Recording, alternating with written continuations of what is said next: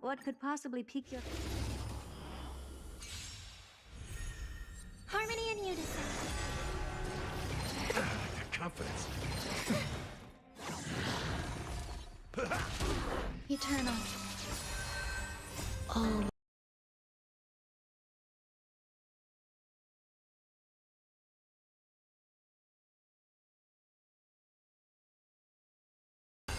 Indulge yourselves!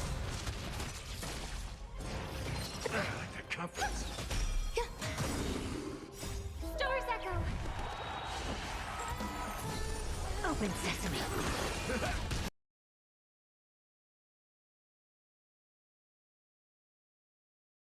All will be swept away by the wind.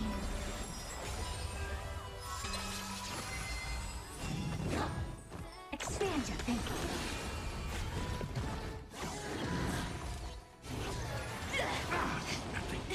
My friends?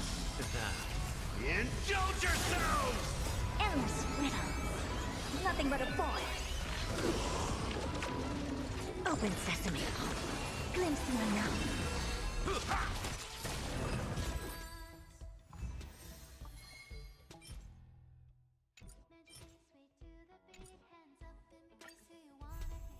Resonate all together. It's okay. It's Stars echo. Time to mix things up! Eternal.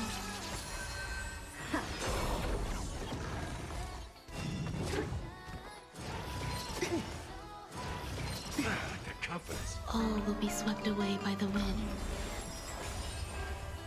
My friends?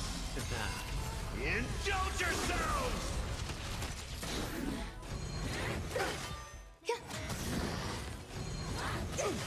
Expand your thinking.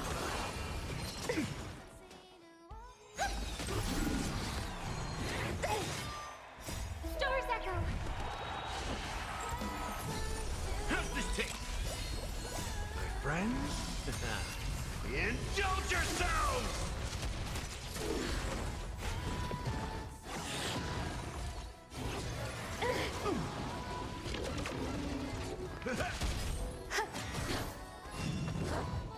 Open sesame. Endless riddle. Nothing but a void. Expand your thinking. Watch it chrome.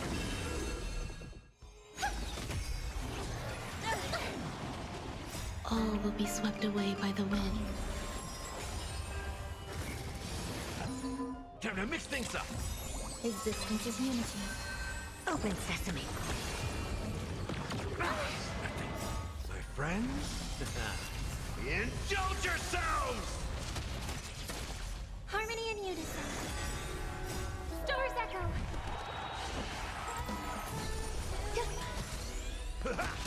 Expand your thinking.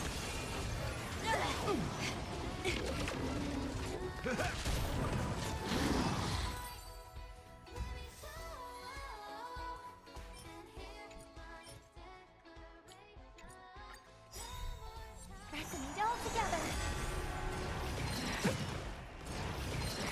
The confidence. My friends? Indulge yourselves!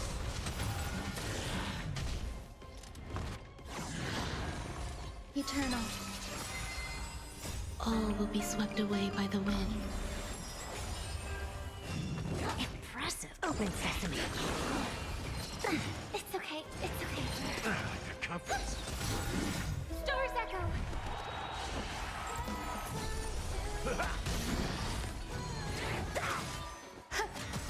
Expand your thinking.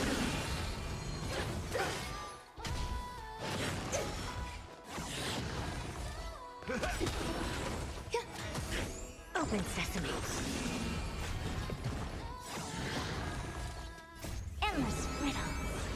Nothing but a void. Expand your thinking. Glimpse the unknown. Nothing. My friends? Indulge yourselves! Existence is unity. All will be swept away by the wind.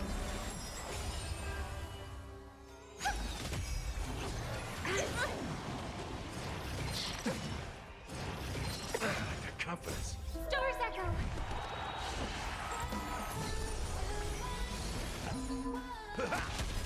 Open sesame. Stay away. My friends? Indulge yourselves!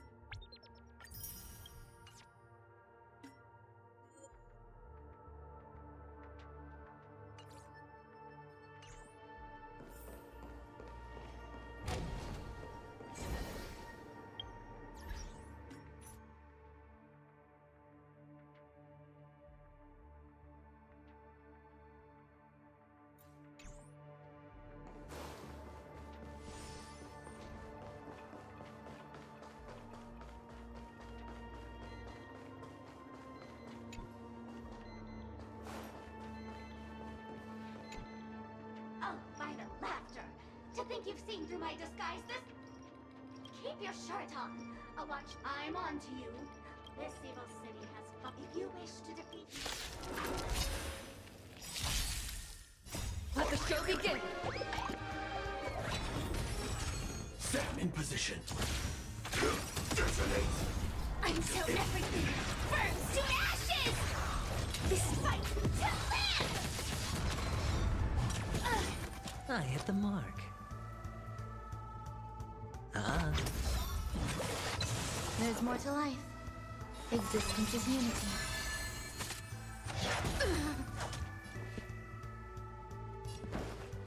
Let's improvise. Firefly type set from the sea, go flame!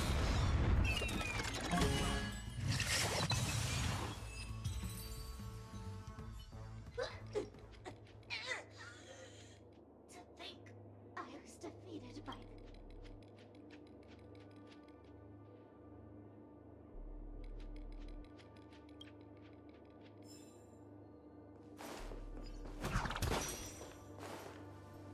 Hello, human. We meet again. I never thought I'm currently on this luxury cruise ship enjoying Penacony's bomb. I'm a healer. I forgot what I've come to realize. The people... Yes, meme. That's it. Oh, speaking of which, I hope you can find a real...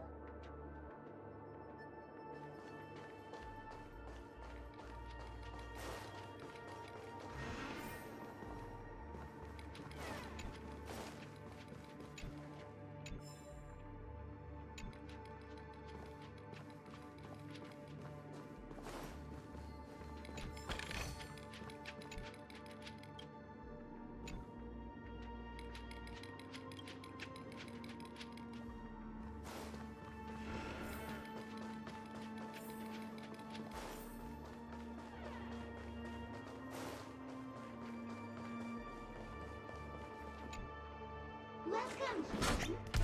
I am an Eonic Intelligence Droidhead answering machine. If you can answer the only question I have for you correctly, you can open up my lid. Fortune favors the bold. And listen up. What creature has 4 legs in the morning, 2 legs at night?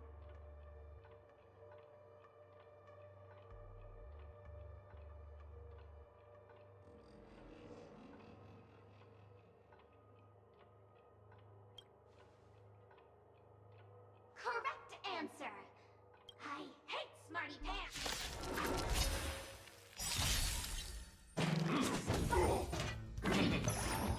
Join the battle. Detonate. Hedge your bets. Like until everything burns to ashes! Spend freely. Fight to live! There's more to life. Take your positions. Set the sea aflame!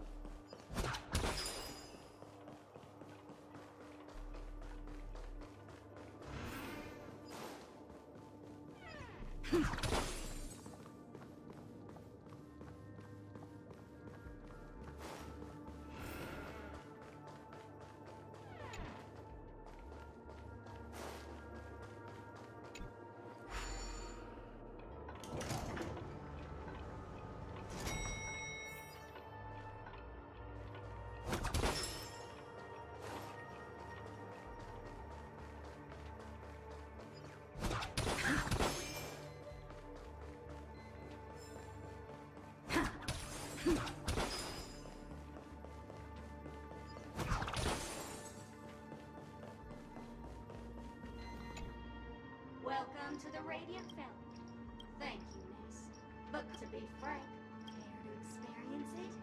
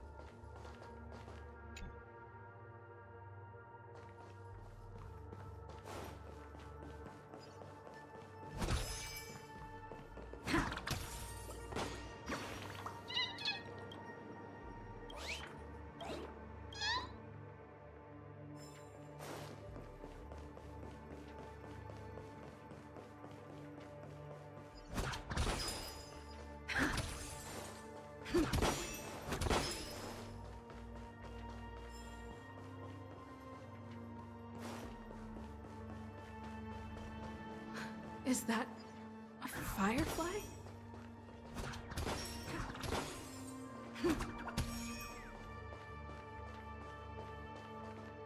28 minutes, 46 seconds. 28 minutes, 45 seconds.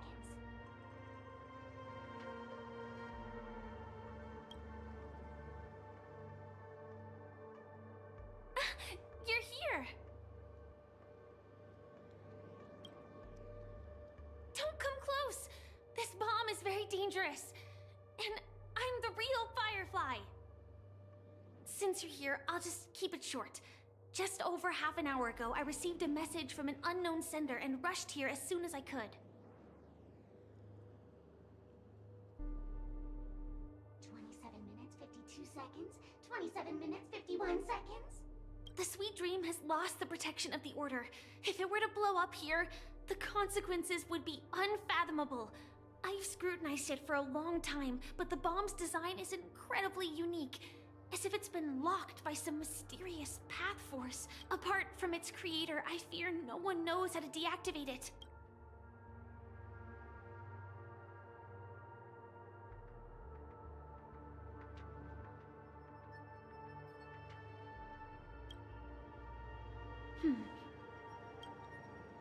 Actually, there might be another way.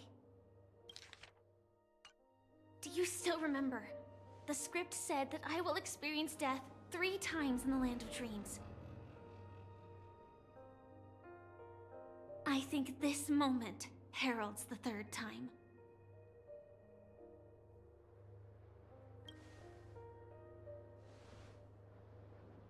You may already know that I have no way of evoking dreams. I employ a Stellaron Hunter's special method in order to enter dreams instead. This allows me to perform feats that typical dream chasers can't. As long as I can bear the pain of the Memoria pressure, I'll be able to dive into the primal memory zone beyond the dream and extend a lifeline to the Radiant Feldspar. I will take this bomb into the depths of the dreamscape, as deep as possible where there are no living souls around. That way, at least no one will get hurt.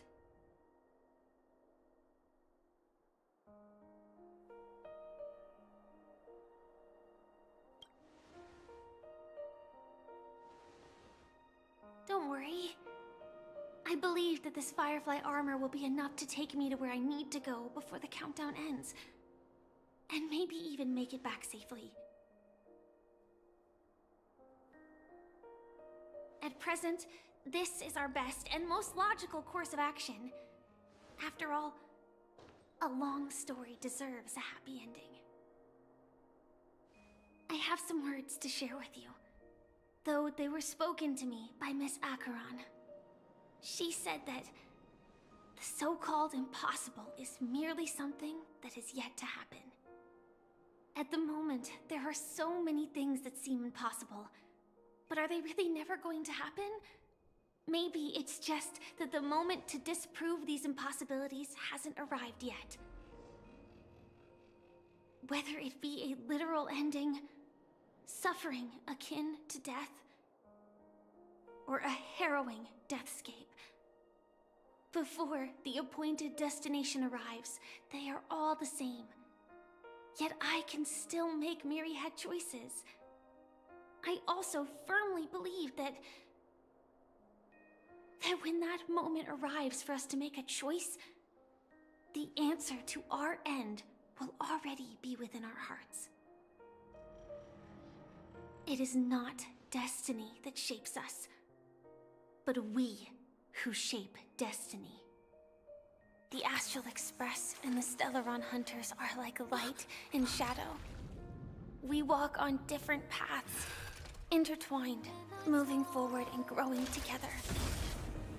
Maybe the end is predestined, but it is not today. Since things are going too well, let's speed up the countdown. Human life is short, just like fireflies to a flame. So if you have an answer in your heart, always remember, don't leave with any regrets. We have this right, don't we?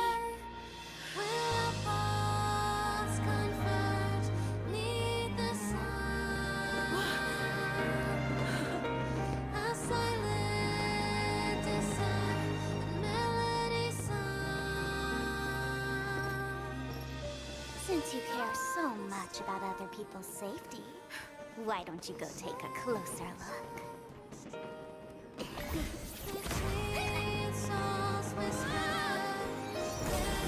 You see, everything is possible in this land of dreams. We each came here with our own goals and realized them in unimaginable ways. Regardless if the result was a sweet illusion or a bitter reality. It was an answer we longed for, day and night. So, why do people choose to slumber? I think it's as you said. Because in the end, we will wake up from our dreams.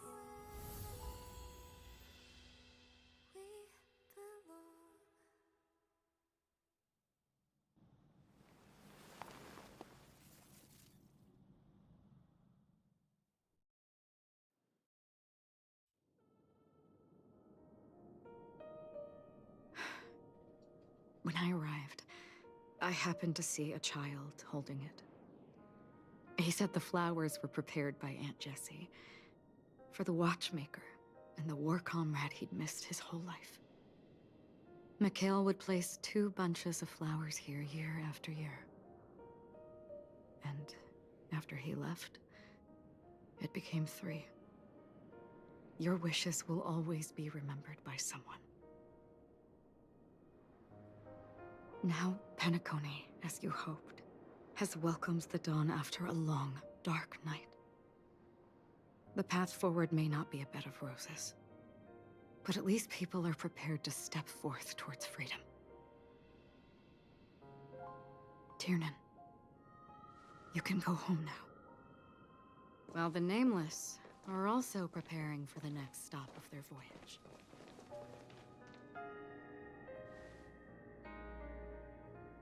But before leaving, we still have one last thing to do.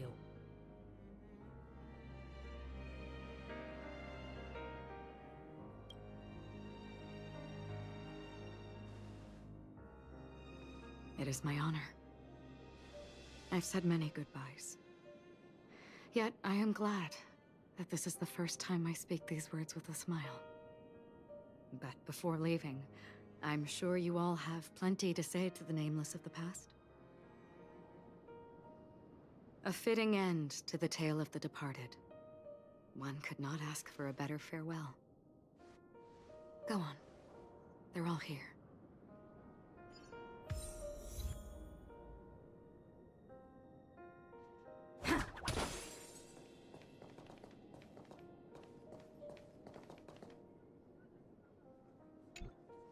A fitting end to the tale of the departed.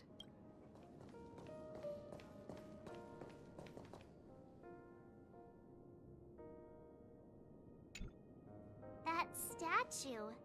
It wasn't here last time. Looks like this is the last riddle that Mr. Gallagher left for us. In the end, we still failed to figure out his true identity, or if he was even a living person. What should I say? I mean, this guy is definitely a history fictionologist, all right. I'm suddenly reminded of the time at the theme park when he said he was only 13 years old. Could that have meant something too? Either way, he's an enigmatic character for sure. At least our journey together in Penacony was real enough. And his loyalty and love for this land must have been real too, right?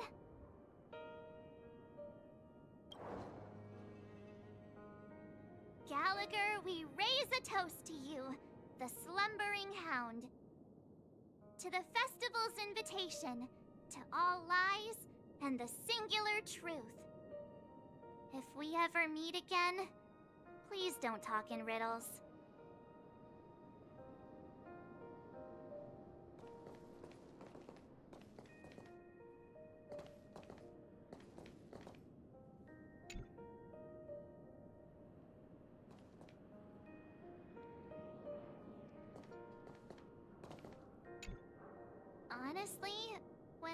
the conductors were the nameless.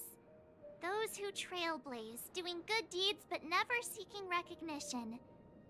After all this time, how would we even find those But it seems, in the land of the dreams, anything is indeed possible. History may not remember the names of the dead, but the stars will attest to their journeys. The first glimmer of light in the prolonged night often illuminates little, as it is fleeting in the darkness too vast. But because of this, people will remember.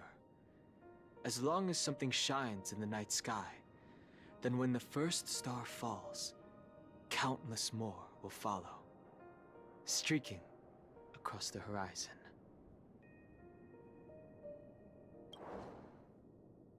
Brooklyn Tiernan, Rosalina, Jay, and Estella. We raise a toast to you, trailblazers of the Silver Rail. A toast to history that no longer remains silent. The passionate and courageous pursuit, and a voyage that traverses the stars.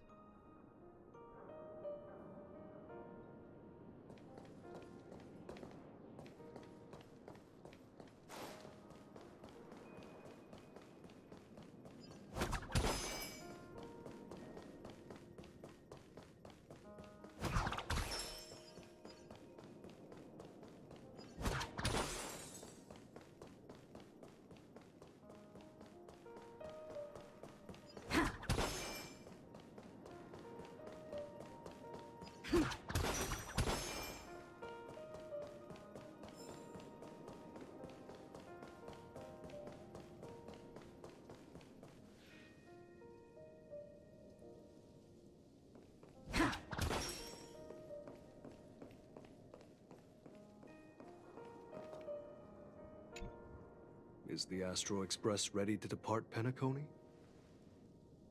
Apologies, Mr. Mika, that we are only now bidding you farewell. Oh, that's all right.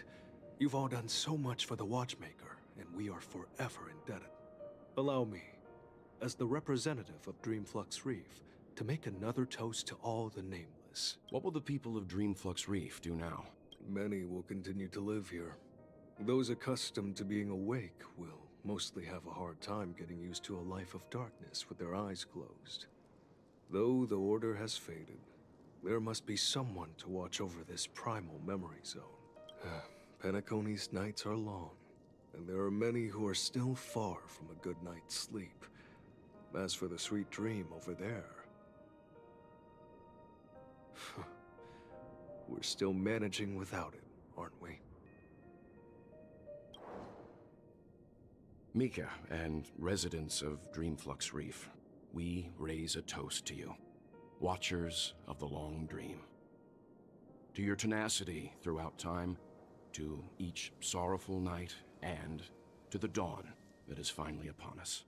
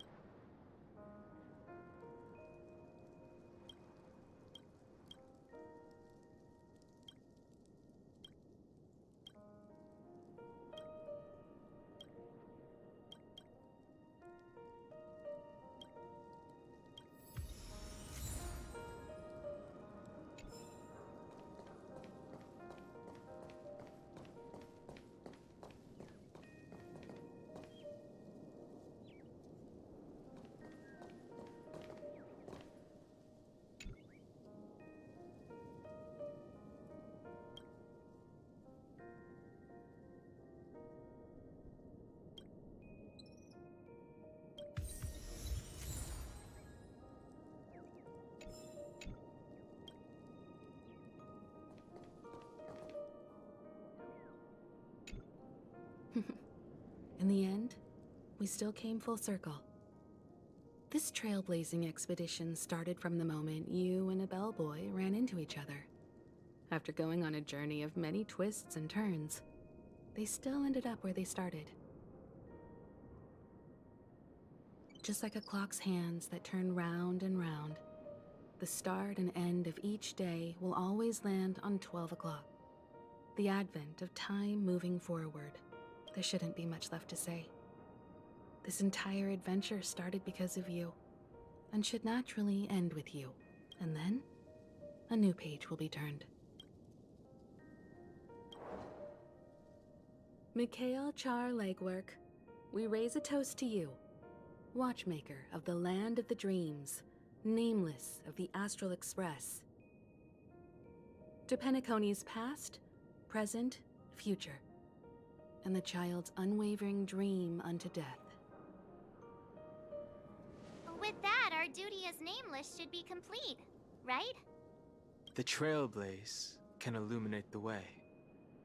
But ultimately, the future of a world belongs to those who live in it. I still feel that Mr. Mikhail must have really wanted to witness this day himself.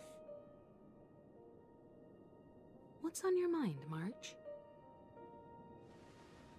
Just a strange feeling. I had it a few stops ago, but it's super strong this time.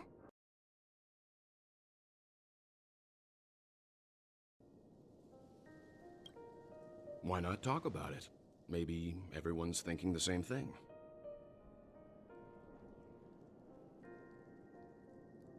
I can't help but think that whether it's Mr. Mikhail, Mr. Tiernan, or Madame Rosalina, their lives must have been long, and they must have experienced plenty of stories. They were also young once, stumbling and bumbling around just like us, getting into scraps and mischief, that sort of stuff. Companions, enemies, journeys, adventures, all the sad and happy memories. The everyday that we're used to, they've lived through them too.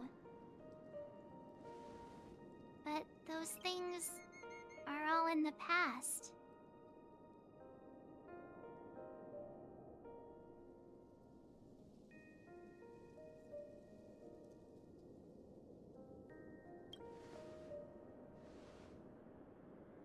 I know, but the thing that I can't get out of my mind is the present. It'll be easier to understand if I use an analogy. Like when you're reading a book. If one of its characters keeps running into obstacles and experiences an ending full of regrets, we're bound to feel a bit mixed about it, right?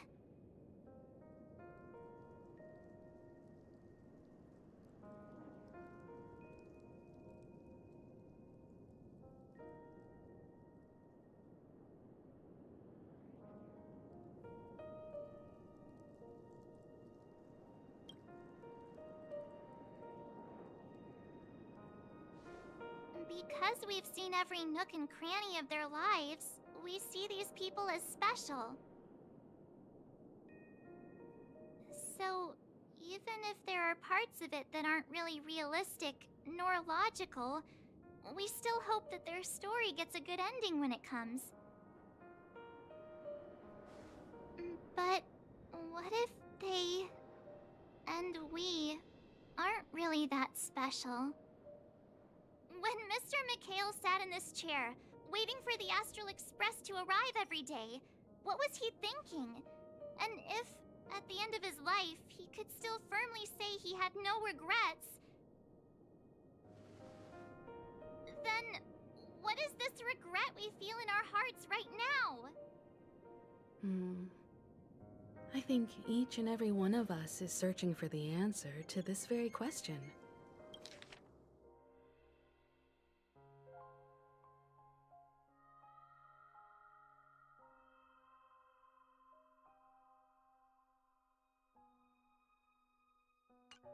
The universe is vast, and our lives are but specks.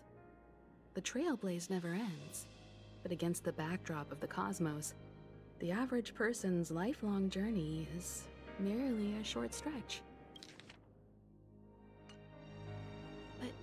It is in this minuscule distance that paths cross and countless worlds connect.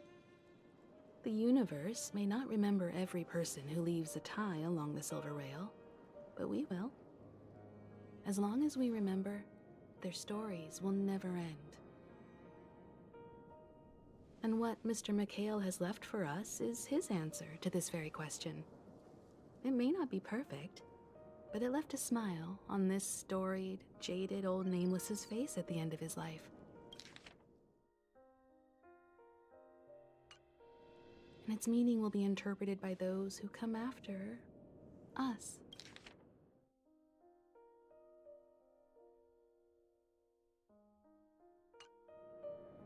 It's not the answer that's important, but what we can learn from others' answers, right? It's not the answer. And its meaning will be interpreted by those who come after us. This is what trailblazing is. It's not the answer that's important, but what we can learn from others' answers, right?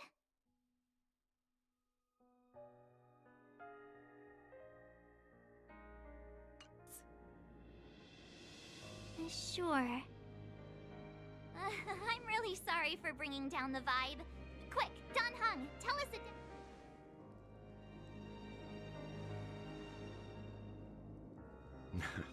It's never a bad thing to reflect. One day, we'll all have to face our own farewells. But before that, we still have a long way ahead of us together. So the most important thing right now is to tell the conductor what we saw in Penacony. Then prepare ourselves for our next trailblazing destination. I should get back to the Express. Or maybe I could say my final goodbye to Acheron.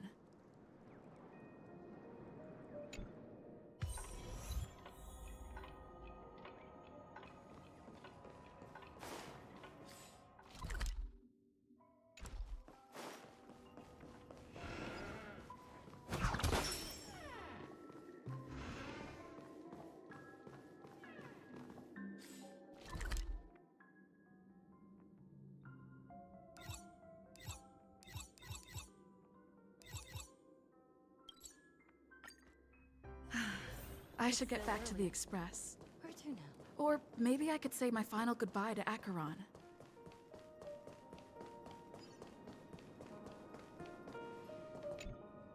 Do you still remember when we first arrived in Penacony?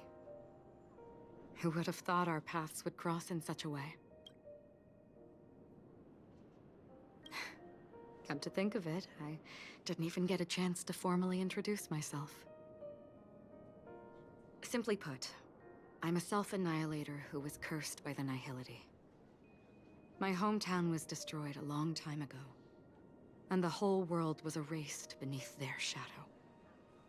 In order to fight against the cruel end of self-destruction, I went on a journey, in search of a way to sever the chains of the Nihility.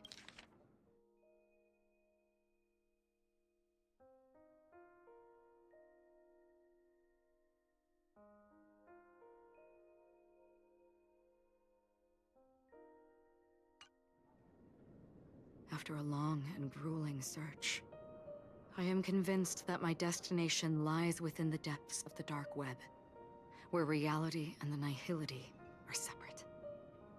In there lurks a secret called Device 9. One day, I'll reach it. The ocean of stars is vast, and given our destinations, I'm afraid our paths may not cross again. But the trailblazing expedition ahead is always full of unknowns, and my blade is sharp enough to sever fate. As long as we maintain our original resolve, I believe there will come a day where we will meet again.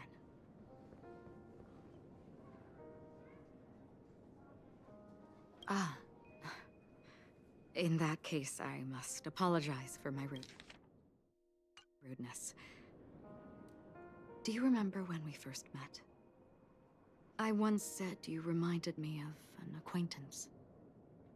Because of the Self-Annihilator's curse, my memories are stripped away, blurring my past. And after our journey together, what I originally thought were familiar feelings were merely illusions. I believe this was truly our first meeting.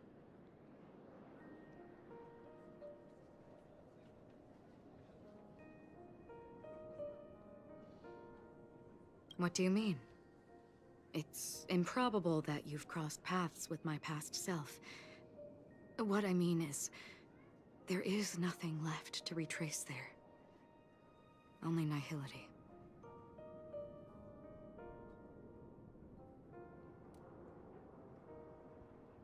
I see. You've also had a similar experience? Then you should know that this me and your memory of me are not the same person.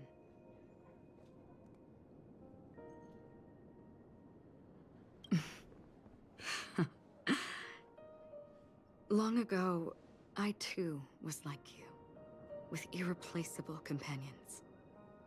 We also embarked on journeys, making the best choices we could, whenever we could. Unfortunately, we didn't achieve the outcome we wanted. But moments like this make me feel like they never even left. In this universe, there exist countless worlds that are similar yet different. And countless people who are alike yet distinct. I too have wandered alone, encountering acquaintances on strange worlds, seeing their silhouettes overlap with my past. In your opinion, what does this déjà vu mean?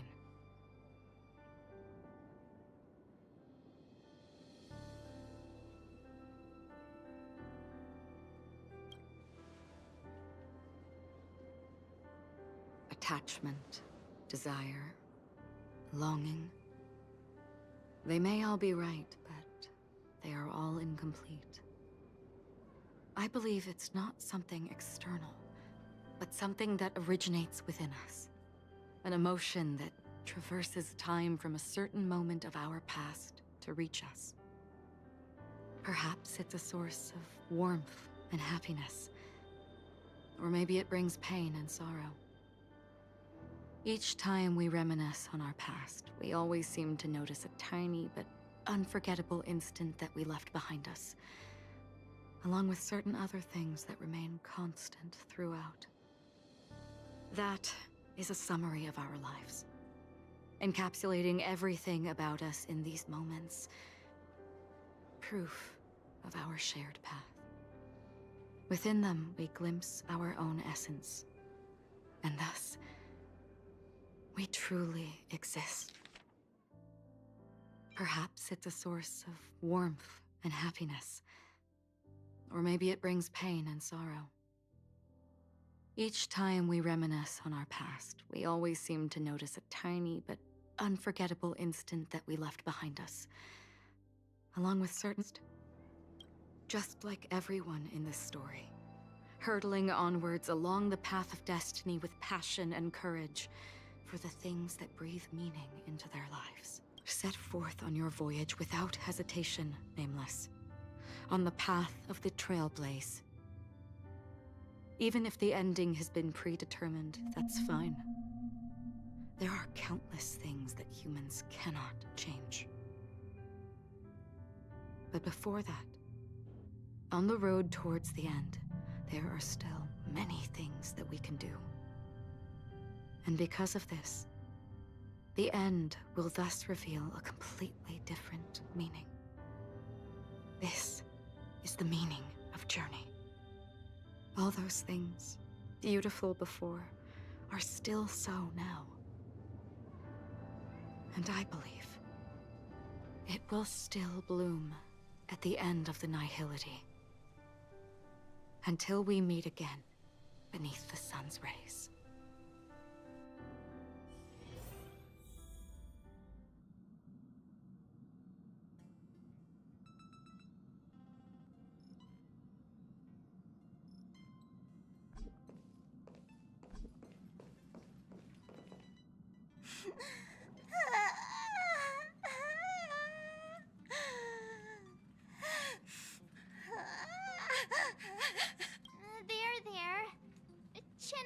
Pom-Pom.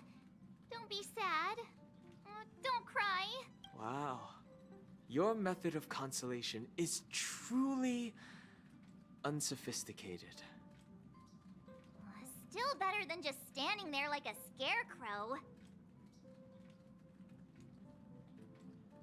Oh, hey! You're finally back! We told Pom-Pom all about our adventure, and they suddenly started crying. I've never seen Pom-Pom so sad before. The conductor never cries. Pom-Pom is never sad. Pom-Pom is just angry. Yeah, angry. No matter where the express stops, you lot always manage to cause chaos. My well-thought-out timetable completely ignored. If you carry on like this, the express is gonna run out of fuel. That's right. Pom-Pom is just angry. It's not because of Misha, Tiernan, Rosalina, and the rest. It's okay. Oh, Pom-Pom, just let it all out. Everyone, could you all take a break in the next car? Don't worry. I'll stay here with Pom-Pom. But... Let's go, March.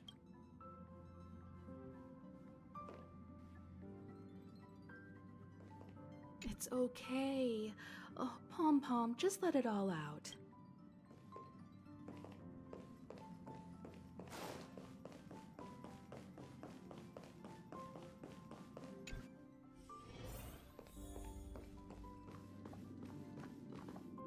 I never expected Pom-Pom would be so distraught.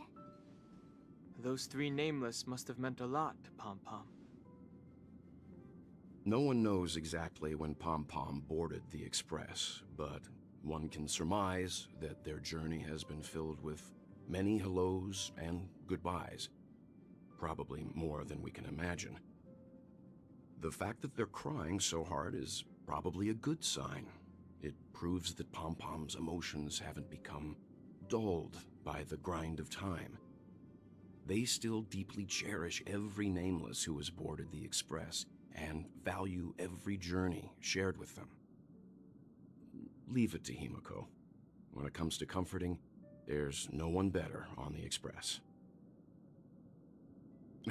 Well, they were a little emotional at the time, but I'm afraid that's not out of the question.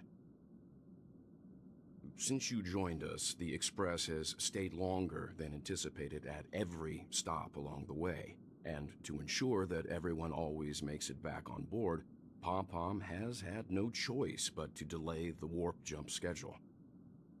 I see. No wonder I can regularly hear Pom-Pom pacing anxiously up and down the corridor. Turns out Pom-Pom's been silently putting in a lot of work for us.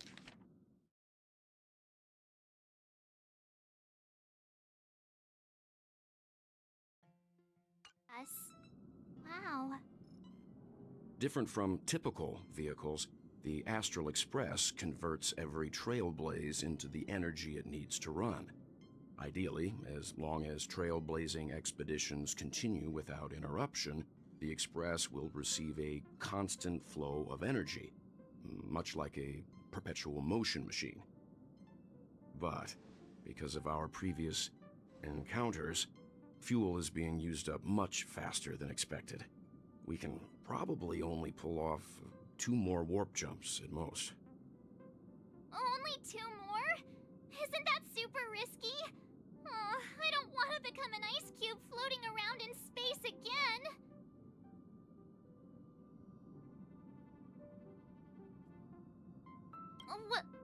When you put it like that, it doesn't actually sound too bad. But I don't even want to become an adorable ice cube floating around in space again. Which also means that we must prudently consider our next destination. Yes, I've already checked the astral charts. The 2 nearest worlds to us are the oceanic planet of Lushaka and the agate world Melustanen. As for which one we're headed to, That still requires a vote. Or perhaps you might consider a suggestion. Everyone, we meet again. It's you! Why were you just in my room? It's a very cute room, Miss March. Just like you.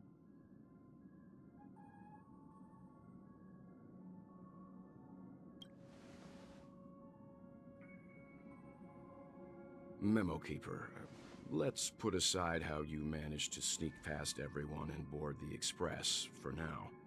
You mentioned a suggestion. I accidentally overheard how the Express obtains fuel. I just wanted to chat with everyone to see if we could work together. But now, it appears my suggestion could be the very lifeline that saves everyone. Please speak candidly. Depending on what you say, we could very well ask you to disembark. Ah, the Permanence's descendant. What a charming little dragon, especially with those mired memories of yours. But I digress. If the Astral Express is in urgent need of a special trailblazing expedition to recharge its engine, have you all considered this? Perhaps your destination could be a world that even the renowned Akivili never reached. Should you be able to lay down a new stretch of silver rail, the Express may never have to worry about energy ever again. Trailblazing to a world that even Akivili has never been to? Is that possible? Continue, Memo Keeper. This destination of which you speak, what sort of world is it? A world that many across the universe don't even know exists. A world hidden away from outside observation.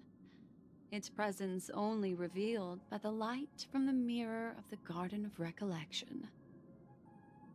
A world fettered by 3 paths, its destiny hanging in the balance. The Eternal Land, Amphorius. I hope I'm not too late, child. I wasn't expecting it to be you. Don't you know how many sentry posts the family has built? And how hard it is to get you out of here?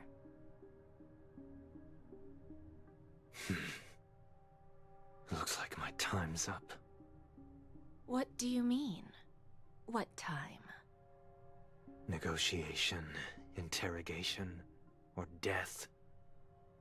My fate lies entirely in your hands, Lady Bonajade. The dance is done.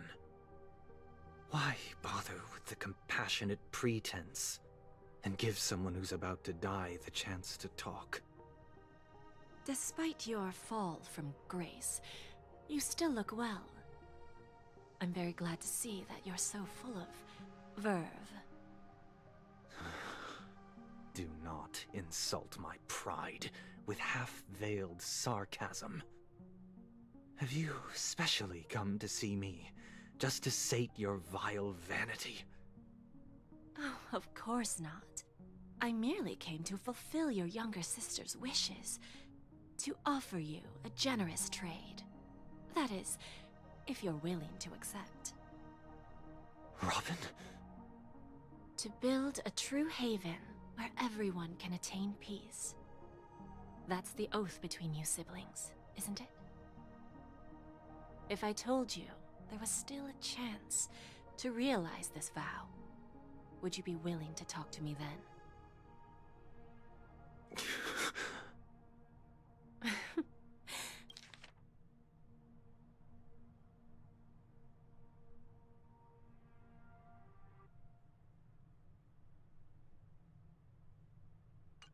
I recognize the gravity of this question. Which is why you don't have to answer me right now. Go now. You are free, O Chosen One, who dare to exceed his bounds, sever your wings, descend to the mortal realm, and walk their lands. See what this world is truly like. I will not accept your charity. As I mentioned earlier, it's a trade, and you don't have to give me an answer right now.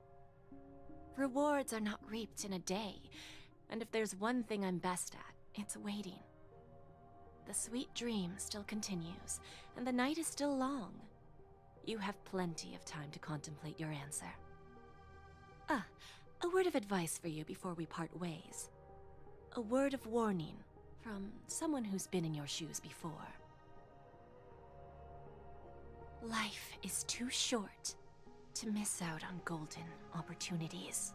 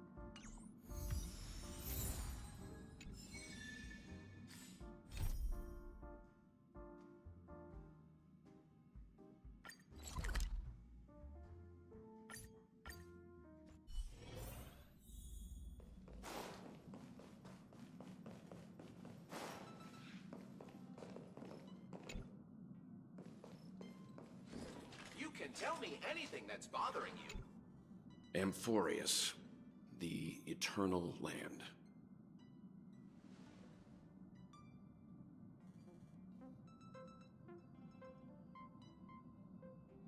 Yeah, that's what Miss Black Swan said.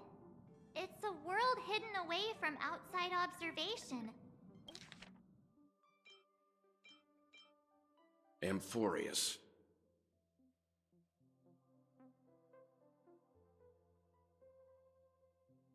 With a presence only revealed by the light from the mirror of the... You haven't been with us on the Express very long. Will the journey be too much for you to handle?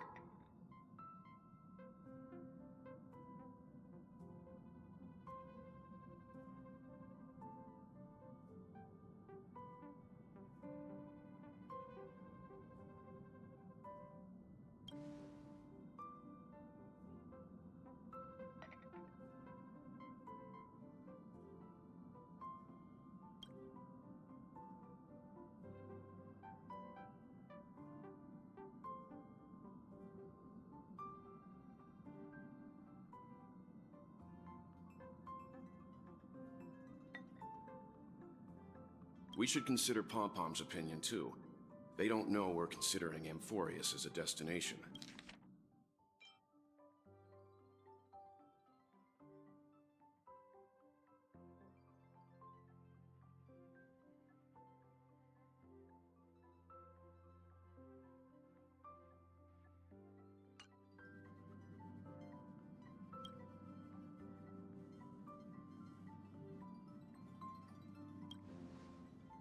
Yeah! Plus, even if we pass Amphorius over, we've still got a fuel problem to solve.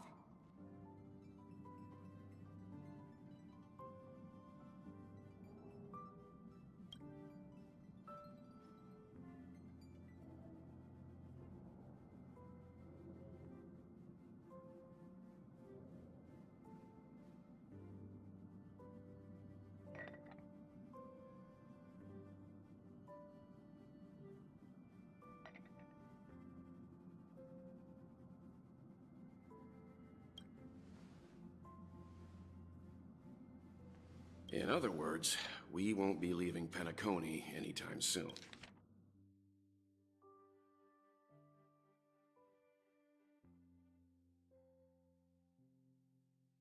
Or we could also revisit our previous stops to make sure that the astral charts and navigation routes are all functioning fine. I wonder if the hole in the Tychean Stadium has been repaired.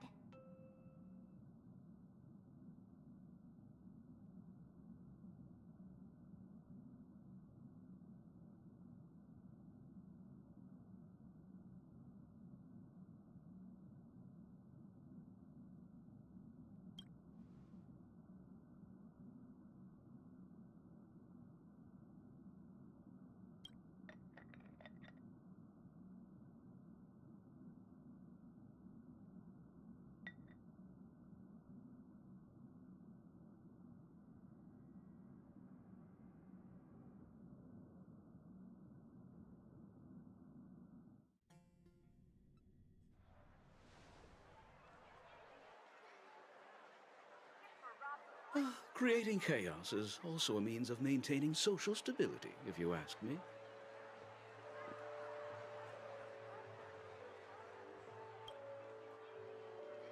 If you have the time for mindless gossip, you're probably better off spending it on getting actual work done.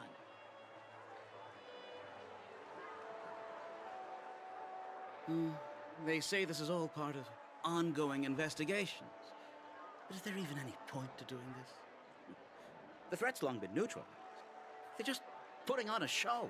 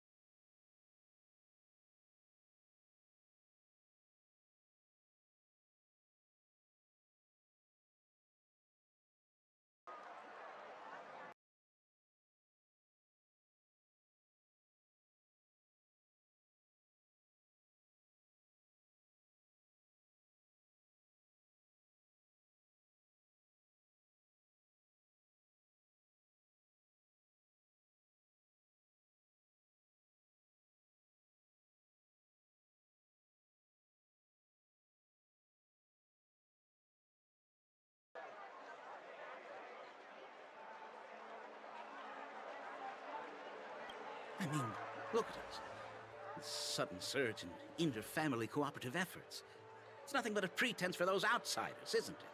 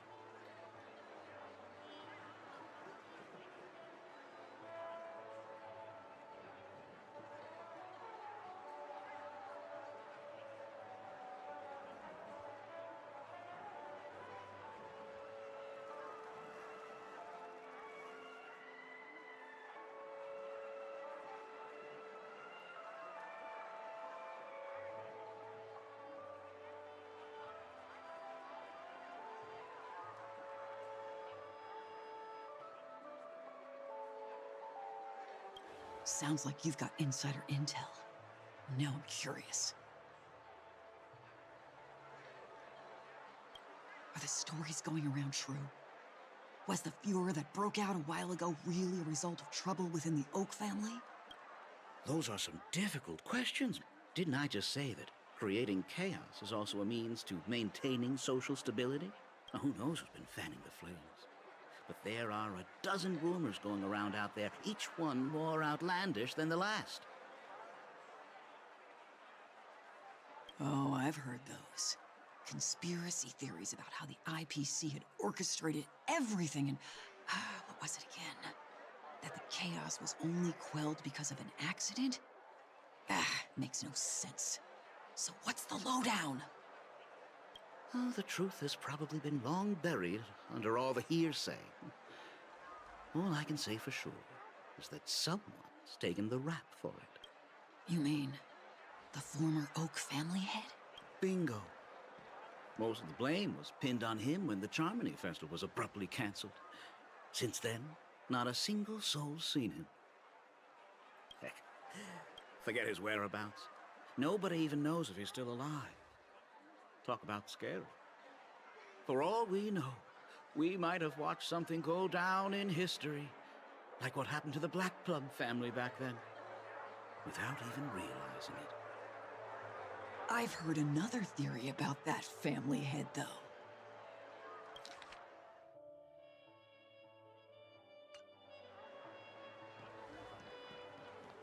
I beg your pardon, sirs. Dreamweavers are carrying out inspections on the routes around here, and all affected facilities have been closed off. Kindly take a detour in the meantime. What happened? Is this because of the Stellaron? Jeez, are we Pentaconians never gonna dream in peace again?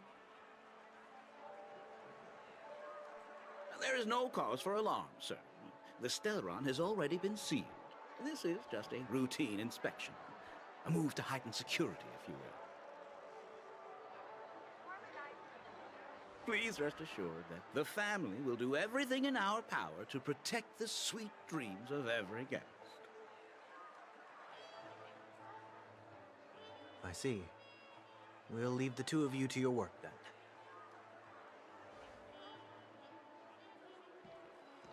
then. Excuse me, sir. Have we met before? Oh. Do you recall when or where we might have met?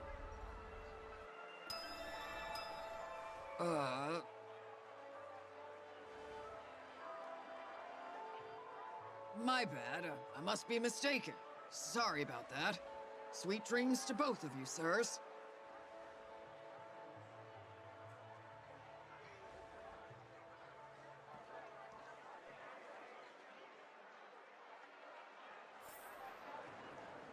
You sure have a knack for stirring up trouble.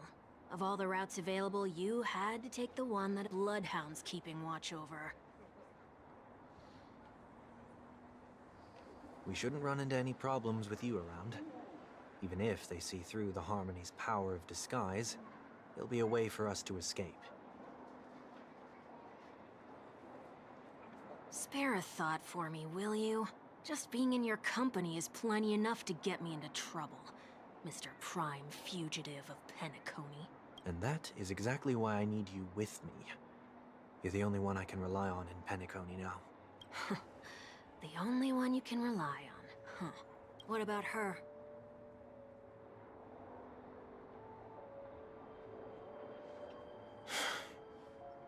At least, she was spared from the consequences of my actions. What a shame, huh? Why do you say that? Just thought that being mean might be more effective than consoling you. I've seen plenty like you, eager for everyone to take you to task after a setback because that's the only way you'll feel better. As though the more they condemn you, the more likely you can rectify your mistake.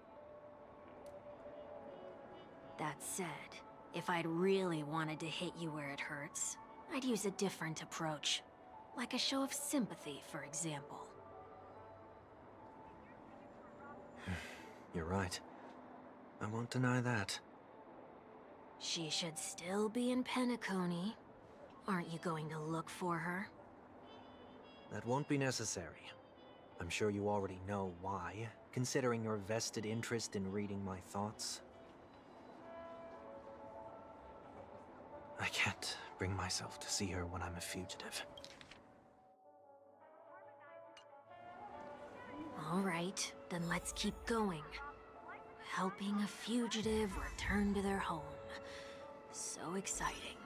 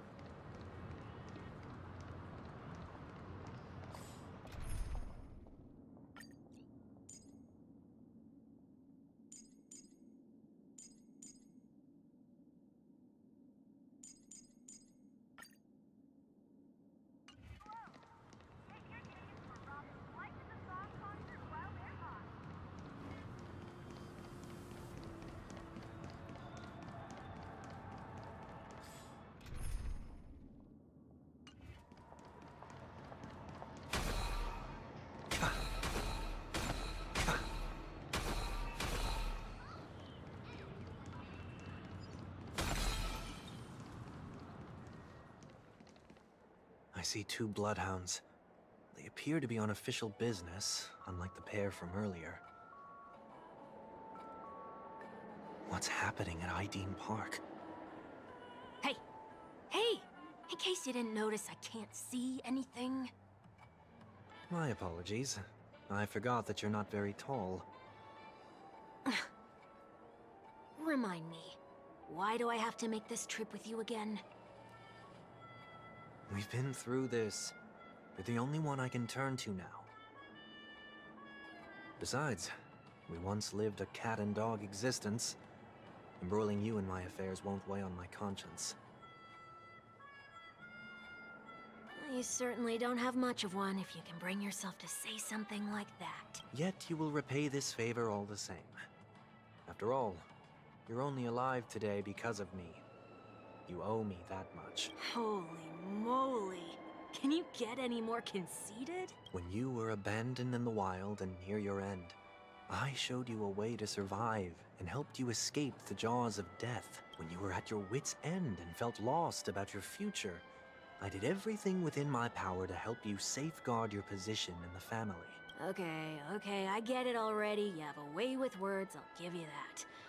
Still, It's one thing to repay a favor, quite another to knowingly put myself in harm's way. I don't understand. Why are you hell-bent on going back to Penacony? Is this an IPC mission? Did they make you a deal? You can have your freedom back, but in return you must turn against all whom you once called family or something like that? Regrettably, Lady Bonajade didn't drop so much as a hint about it. Did they make you a deal?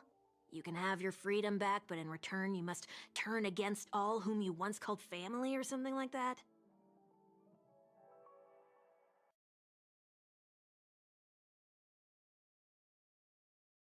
Regrettably, Lady Bonajade didn't drop so much as a hint about it.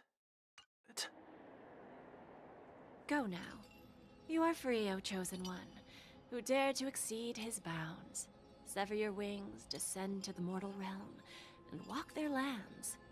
See what this world is truly like. I will not accept your charity. As I mentioned earlier, it's a trade, and you don't have to give me an answer right now. She only left me with a most intriguing message before setting me free. As for whether I can afford the price of my freedom, I'll only know when I find out what it is. But nothing good ever comes out of being in the IPC's debt. I'll cross that bridge when I get to it. For now, there's still some time before that payment is due, so why not exercise the right to freedom that I've just regained? By walking straight into a trap? Or by making amends for past deeds. When it's time to go, this will be farewell for good. So, before I leave Penacony, I'd like to take some time to look back on all the events that have taken place. Can't you just look back on it from a distance? There's something else I want to do too. The embryo of philosophy may have fallen, but the order in Penacony wasn't built in a day. This sweet dream is likely to still contain residual traces of the Oak family's influence. Get off your high horse. The other 4 families are more than capable of working things out on their own.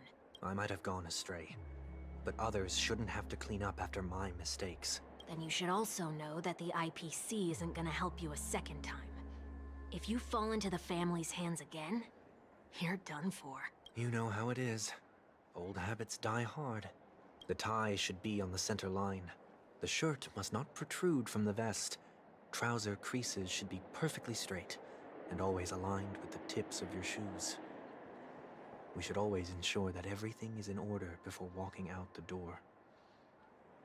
The same applies when bidding my home farewell, too. But what has Ideen Park got to do with you?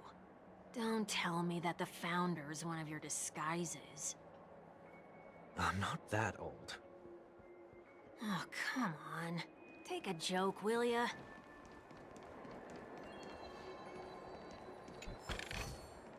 A melodious sound that soothes the soul.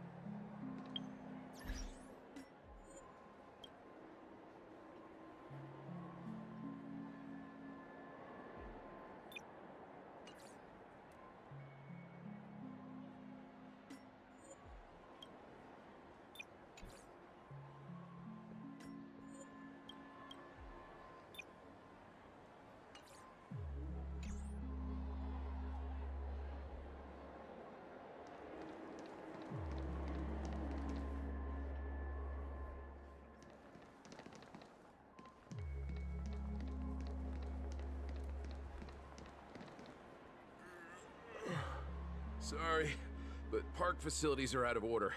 Refurbishment works are currently underway. Please later.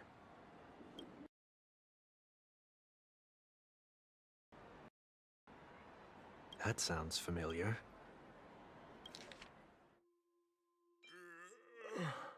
Sorry, but Park... I'm aware of the situation. You can skip the report. What? What are you talking about? I need... Mr. One Week, please excuse me. I should have recognized you earlier. I must be more tired than I realized.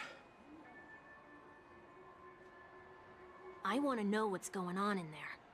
You'll tell me, won't you? There's nothing much to say, actually. We Bloodhounds are just as baffled as you are.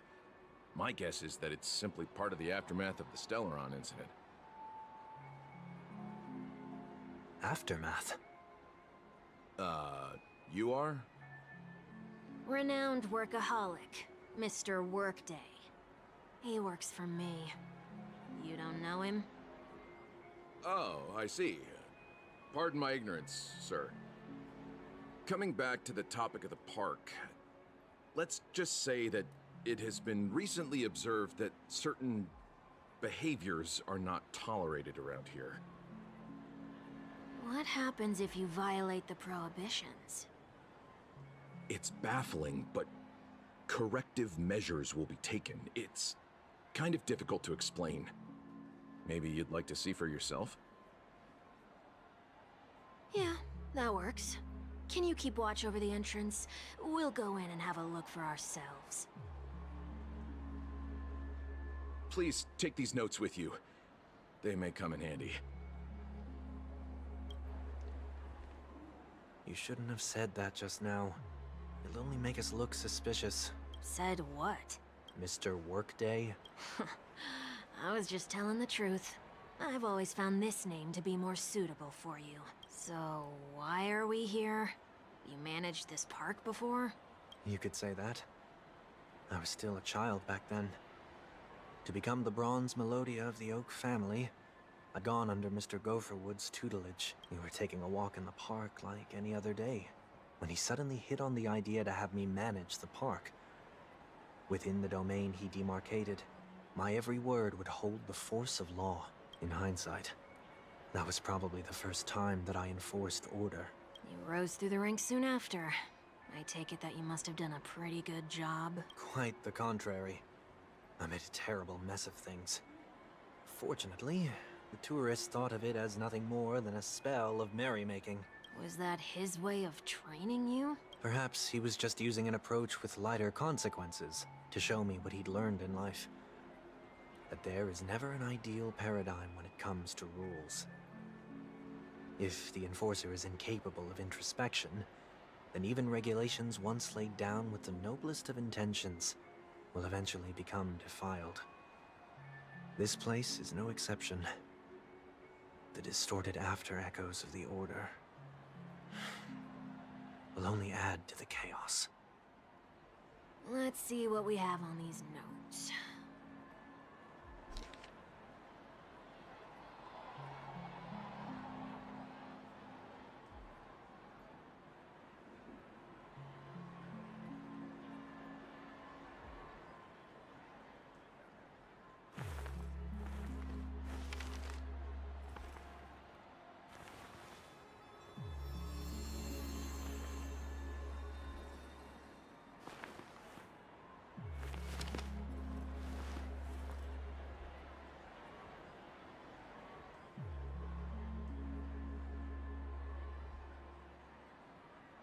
No consumption of food except for burgers. What?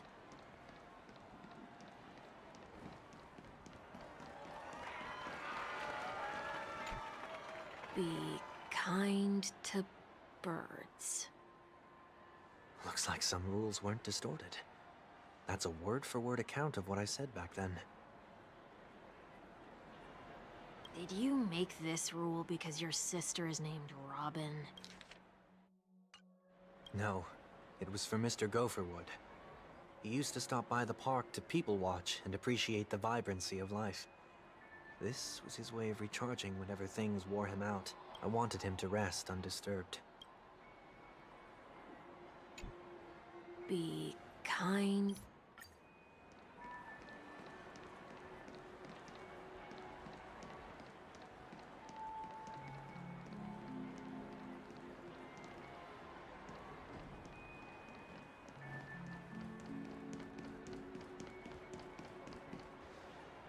No consumption of food other than burgers, especially ice cream. Please tell me you didn't make this rule. I have nothing against desserts. The only reason I made that rule is so that people can learn to wait in line in an orderly manner for things, instead of shoving and jostling people around. What happens if I break the rule? It's as the Bloodhound said. Corrective measures will be enforced. Huh. Try me. Wait, don't!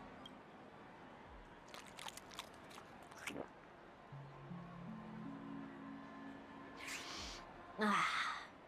Huh. So, where are those corrective measures? That's odd. Didn't I tell ya? The family can take care of the issue without you having to get involved.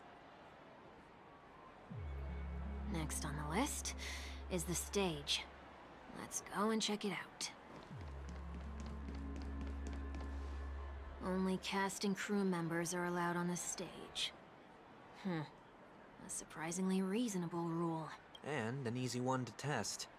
Neither of us is part of the cast or a crew member. Let's try it out.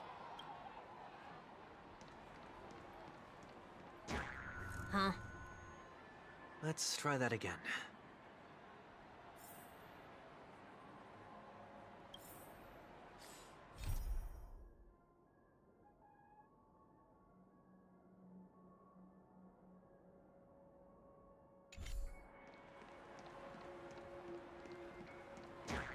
What's going on? Guide those who have lost their way back onto the right path. Looks like this is an example of the corrective measures that the Bloodhound mentioned. It's exactly what I would have done back then. You've been iron-fisted since you were little, haven't you? Wait a sec. If this is how violations are corrected, then everything that I ate just now? I tried to warn you.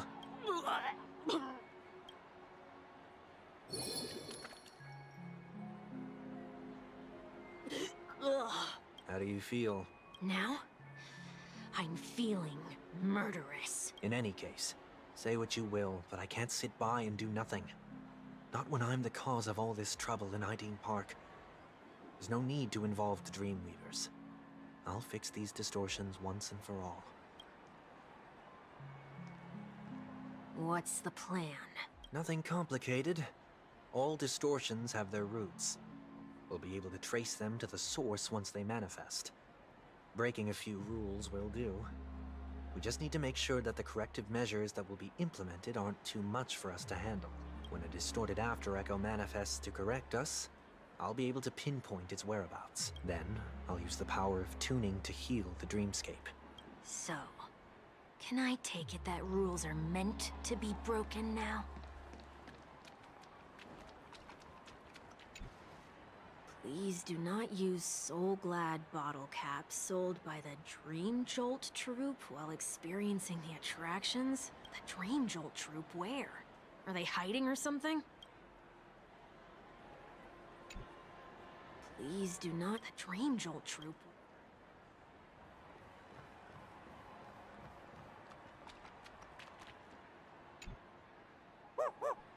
Oh, there it is.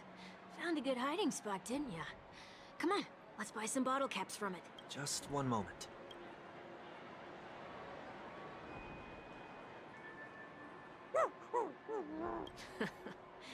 Let me translate that for you. Who are you trying to pay with your spare change?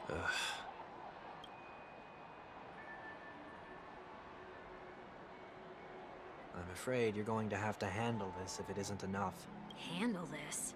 Handle what? Wait, is that really all you've got on you? May I remind you that I am currently on the run?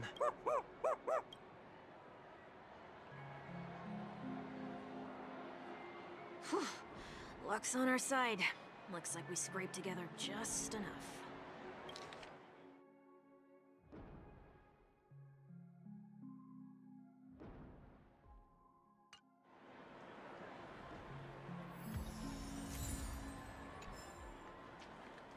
Shall we give this capsule machine a try and see what happens?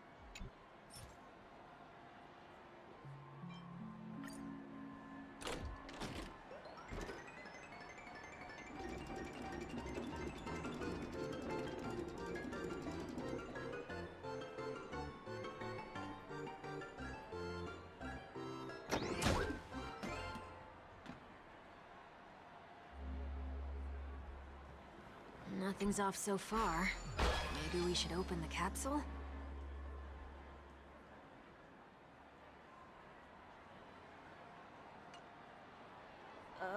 They can't be seriously going that far, right? Oh, no. Hey, look out! I'll overcome the thorns.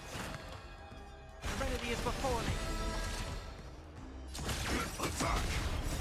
I'm so everything burns to ashes! This is my set from the sea, go play! Grace and elegance. Firefly Type 4, in position. Fight to land! Stay in step. Still the same old.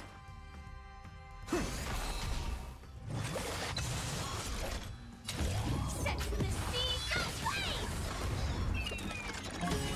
Grace and elegance.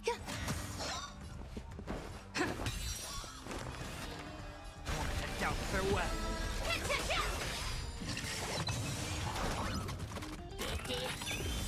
The mood is let the show begin. Every petal, all will be swept away by the wind. This mortal form. I will walk with you, watch over you, and guide you on your path. Firefly.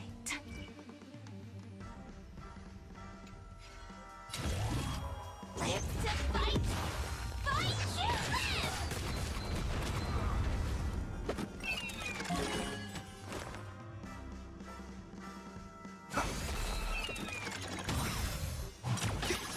There's more to life. Eternal.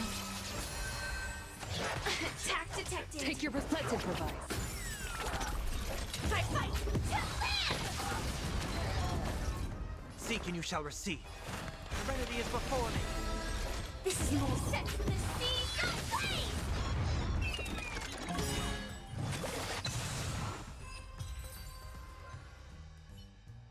Oh, did they have to do that? They could have just recalled the capsule. Perhaps making the attractions no longer just attractions is another corrective measure? Ugh. Aren't the rules being too finicky with words?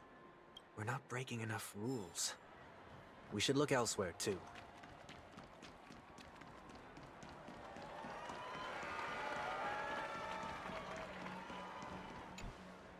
Do not discard trash in trash cans.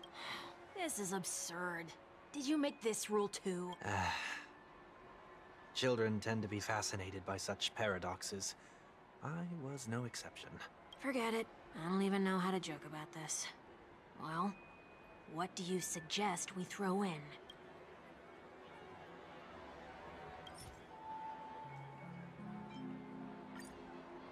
Something's happening. Huh. What is this? A woodcutter's trash can? Enough. The location of the distortion is nearby.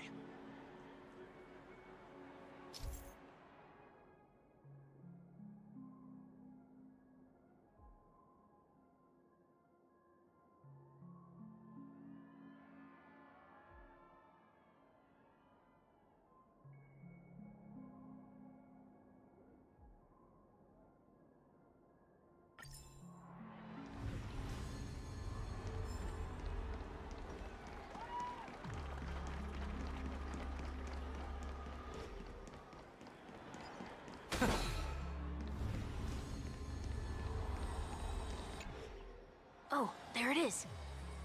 Huh. It does look somewhat like you. Time for it to disappear for good. Reveal thyself unto me, as is customary. All creatures endowed with eyes bear souls of equal worth.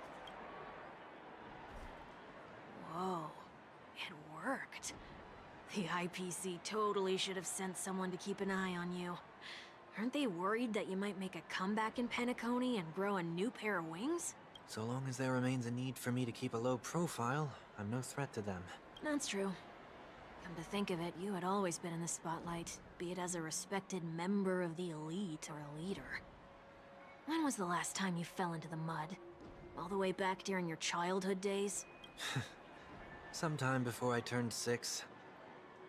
Like most boys would, I tried to fly with my ear feathers, only to fall into a pit. I almost broke my halo. That was sarcasm, in case you didn't realize. But whoa, you actually remember something like that? You never forget times of failure. It's only human nature. Ugh, you're probably the only one who'd consider something like that a failure.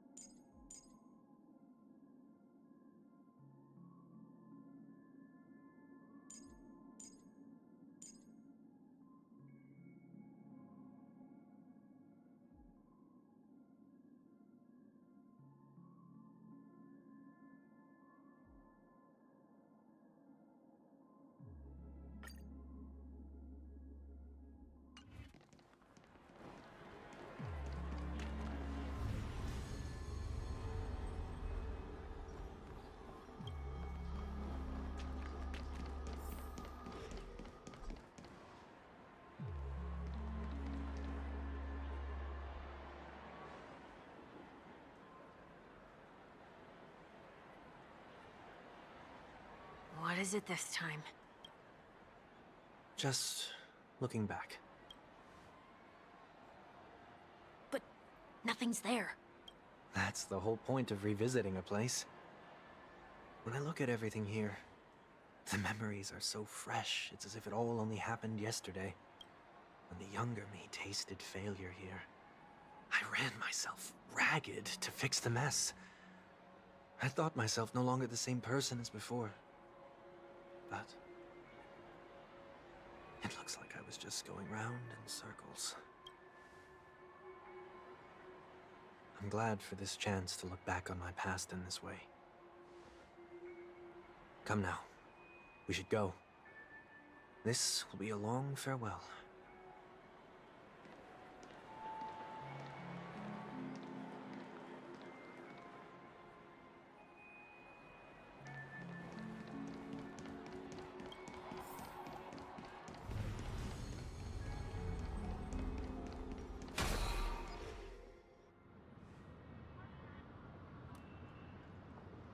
So, where are we heading next? OT Mall. There are bloodhounds stationed along the way, though. It might be better to take a quieter route. I don't mean to meddle, but I'd advise you to stay away from that place. Did something happen? There isn't any concrete information yet, but anomalies have been reported around the area. The family is currently investigating.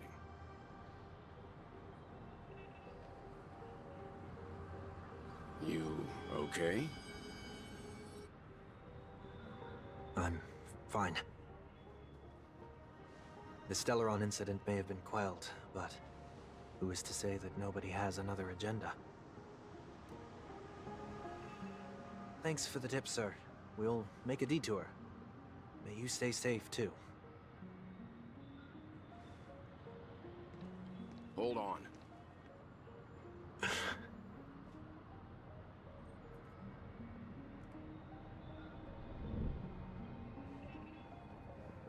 Sweet Dreams are technically safe, but it would be wise to look out for oncoming vehicles.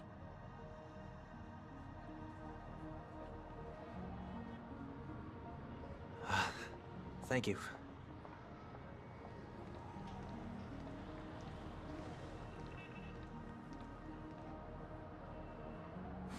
That was no ordinary passerby. It's a miracle that he didn't see through your disguise. The Astral Express should have departed a long time ago. Why is he still in Penacony? We needn't change our plans because of him, but be sure to keep your guard up. I hope nothing terrible has fallen upon Penacony while I was in captivity the last few days. Come now, it's time we set off. Let's not stick too close to each other, just in case. A few feet or so between us will do.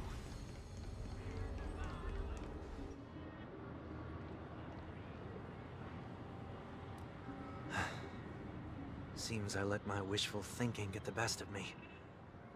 Will you at least give me a chance to explain? I will, but before I do... Seems I let my wishful thinking get the best of me. Will you at least give me a chance to explain? I will, but before I do... Put your hands behind your back and answer my questions in short sentences.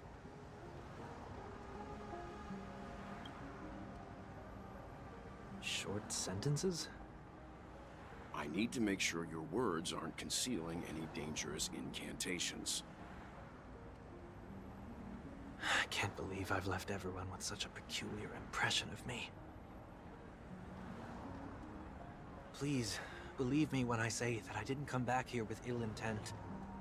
Penacony will never experience the Order again, either.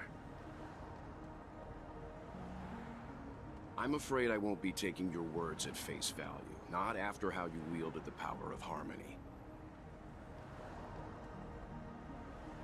Answer me. What are you doing here? It looks like there's only one way to gain your trust. Come on out, 1 week. We found ourselves an ally.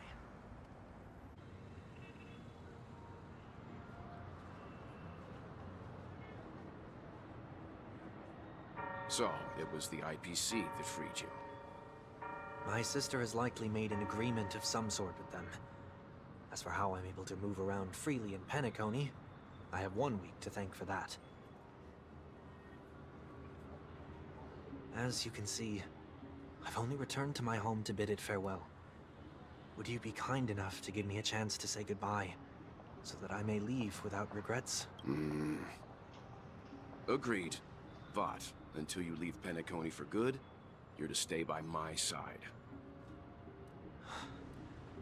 You have my gratitude. I left my home in a hurry, too. I know how it feels. That said, I can't make this call by myself. My companions need to know about this, too. The Astral Express crew is in Penacony, too? Come with me. We'll go find them. You come along, too. Okay. Boy, this is gonna be a party.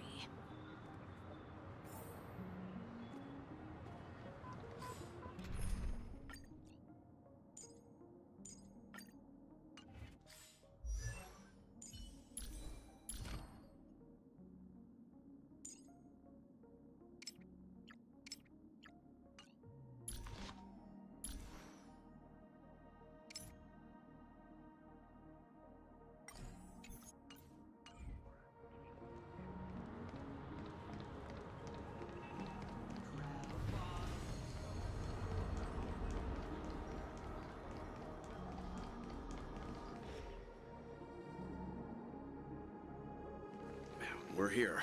They should be somewhere nearby.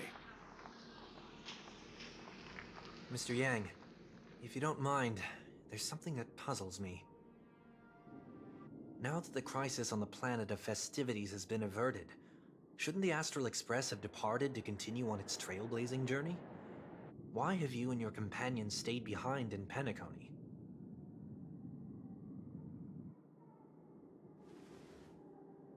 Could it be that someone stirred up trouble after I left? And if that were indeed the case? I doubt I'm in any position to be proposing ideas, but I'm happy to defer to the Nameless and aid with any plans you may have. There's no need to worry. All is well in Penacony. Our reason for lingering here is a certain unusual passenger. A passenger? The Express has been commissioned to send a passenger back home. We're just resting up in Penacony for a while before we depart.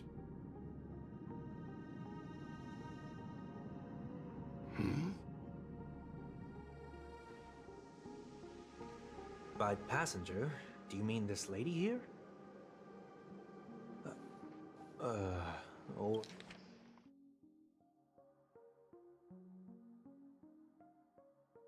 Or these ladies?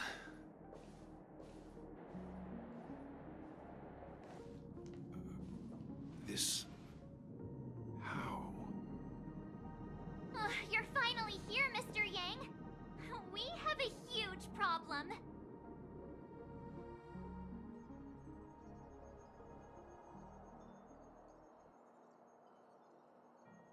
Isn't it fascinating how variables never fail to find their way into the lives of organic life forms?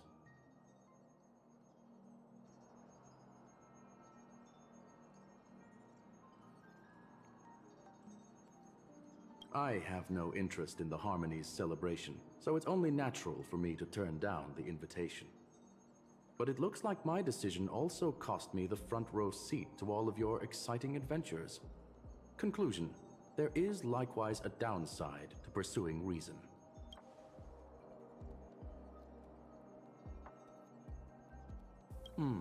I hear that the Astral Express has established a collaboration with the Garden of Recollection for your next destination.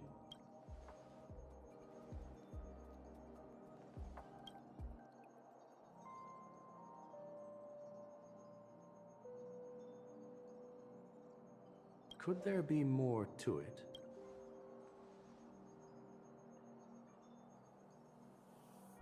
Logic. The average Pathstrider wouldn't leave any trace behind in the Garden of Recollection's mirror.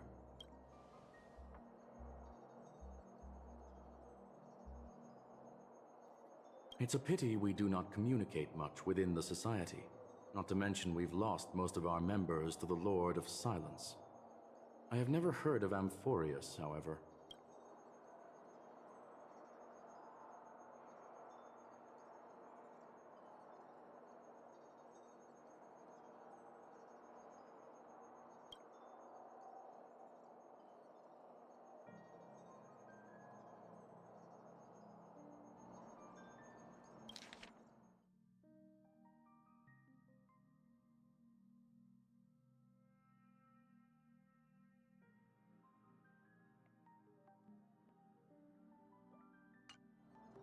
That Foxian girl has indeed been through an...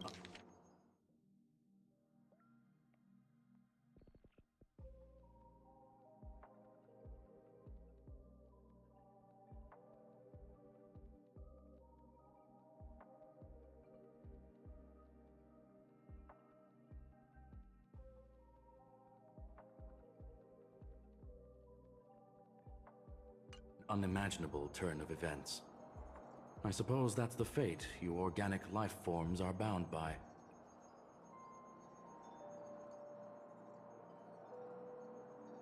So, is it out of goodwill that the Astral Express volunteered to send her back home?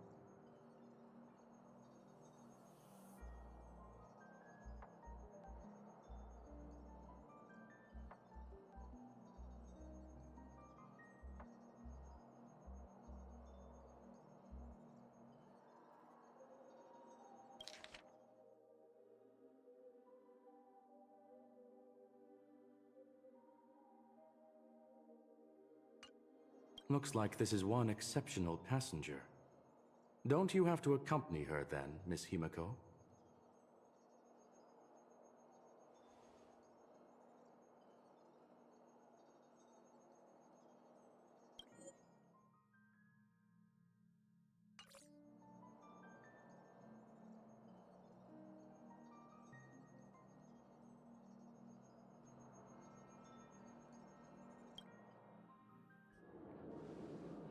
So, is anyone gonna tell me what's going on? March? Oh, about that. Why don't you ask her instead? She knows how to present things logically.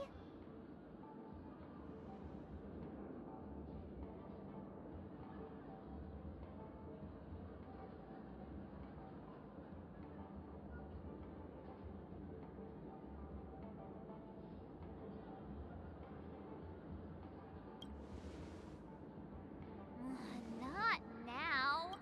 Forget it. I'll tell you. We walked around with Miss Ting-Yoon for a while after separating from the rest. But then we ran into something weird. Did something happen in the dreamscape?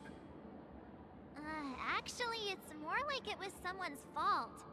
We met a Pepeshi filming a Try Not to Laugh challenge, and he gave us some of his candy.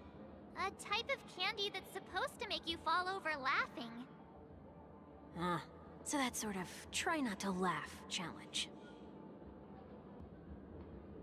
I didn't really want to do it, but she insisted on us giving it a shot. That's how we got into this problem. What happened?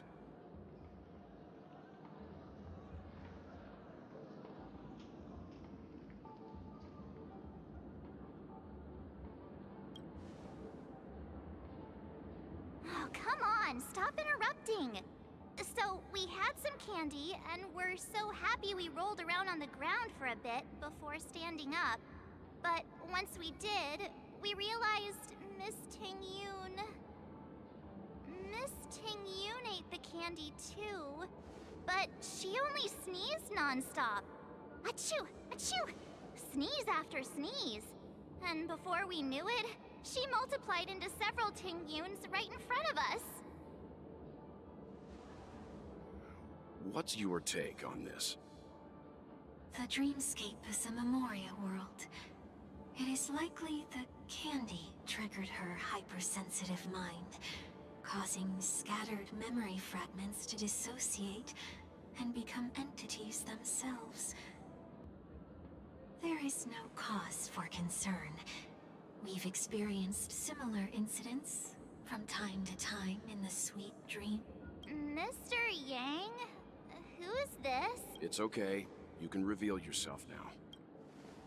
I was only being careful, or we would have been stopped by the Bloodhounds more than once on our way here. Help me remove my disguise. 1 week.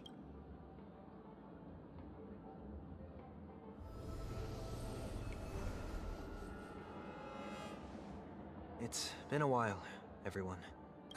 You! What's going on?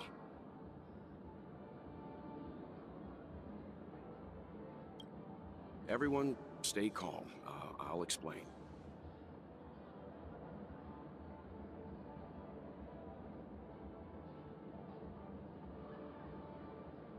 I believe that at this point, Sunday has no reason to be dishonest. But to prevent any unforeseen complications, I'll be accompanying him everywhere he goes until he leaves Penacony. Mr. 1 Week here is an old acquaintance of Sunday's. Pleased to meet you, fair lady. And you, of course. You're the heavyweight who pummeled this control freak.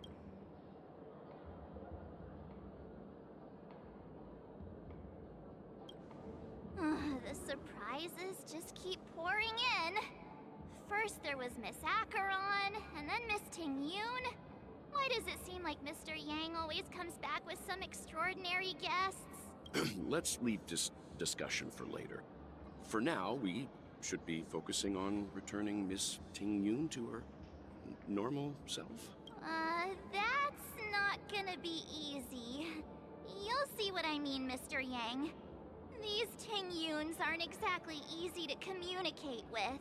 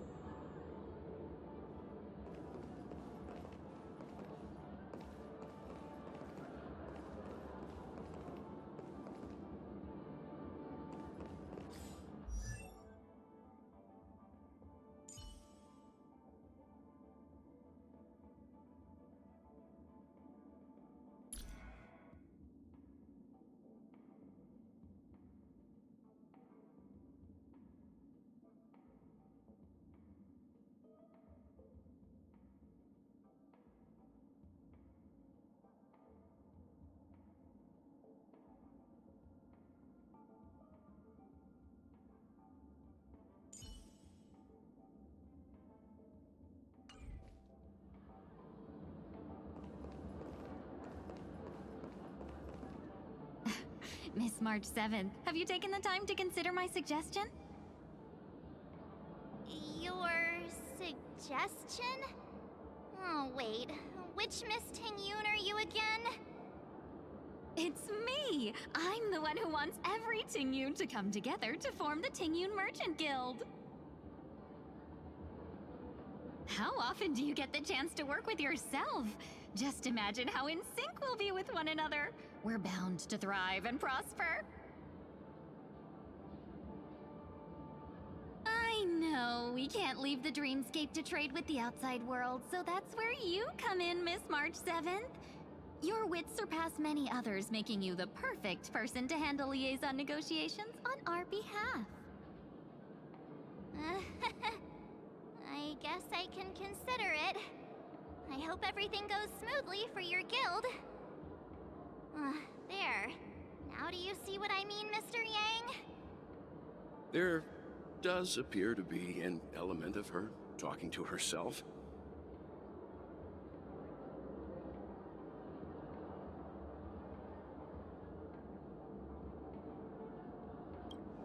Forget about it. How are you gonna clone your bat? Mr. Yang mentioned the Express's next voyage is to send a passenger back home. Could this lady be from the Xianzhou Alliance? Yes, more specifically, the Xianzhou Luofu. The Luofu? Didn't the Antimatter Legion launch an ambush on the Luofu some time ago? Was she one of the few survivors? Quite the contrary. She might have been the person closest to the eye of the storm.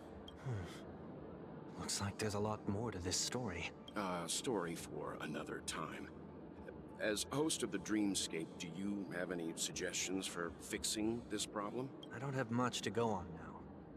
Perhaps we should talk to the other Miss Ting-Yoons here.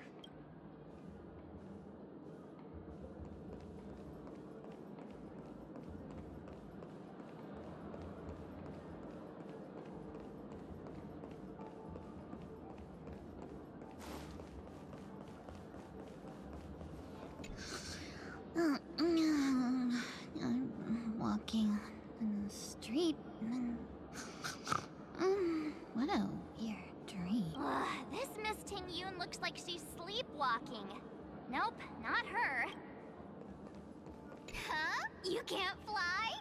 Why? I can. I can fly. A long, long time ago, a big girl flew with me really high into the sky. I'll take you next time. Pinky promise? Should we get someone to watch over her? Nah, I think she's perfectly fine on her own. The childlike innocence that adults have is a lot more resilient than you can imagine. Even if that's true, it doesn't apply to her.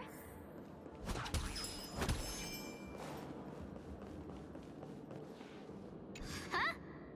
Yikes! She's scary.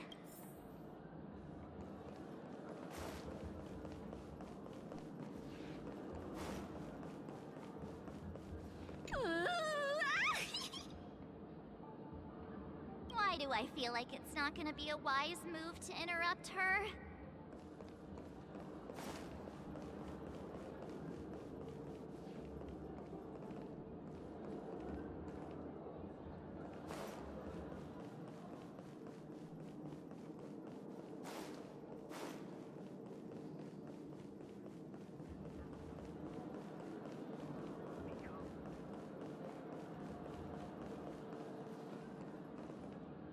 That sounds nice. People never forget a personally prepared home-cooked meal. But then again, gifts should be lasting. What about a delightful new bouquet of flowers? That's... if we really want to do this right, though, it's the thought behind the gift that truly matters. The more thought goes into the gift, the better the recipient feels it. She makes a valid point, too. You sure have a way of not offending anyone. These three Ting-Yoons don't look like they'll be reaching a conclusion anytime soon. We won't be able to get a word in. So, what do you think, Sonny? Let's try a different name, my dear friend. Oh, don't we sound chummier that way? I took a leaf out of this Foxian girl's book. The problem with Miss Ting Yun is just as I suspected before. That prank shattered her into notes that are each a part of her. In other words, it means the Ting Yuns we see here are all different aspects of her psyche. Okay. You just made it sound a whole lot more complicated. At any rate, this is a known occurrence across the dreamscape. Tuning could be the way to fix it. The only problem is that these Miss Ting Yuns are too caught up in their own world. Is there one we can properly speak with? One that we can speak with? Oh, I think there is one, but it may take me a while to identify her.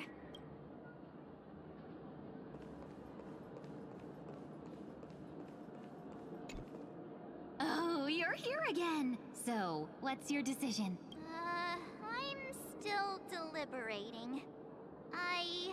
I'm so highly sought after that it's only right I give it careful consideration. Aha! I knew it! I always have an eye for talented people. No problem. Take your time.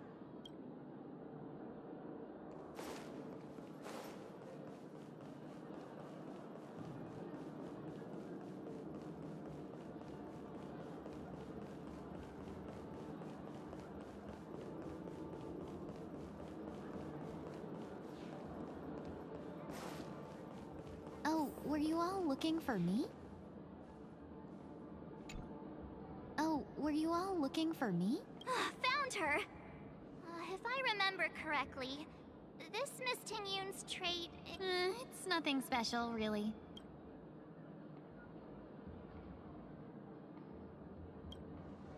She ought to meet your one we can properly speak with requirement. Worth a try. My lady, if I may, I wish to perform a tuning on you. Before you start, you should know that we're keeping our eyes on you. If you even think about taking Miss Ting Yun hostage...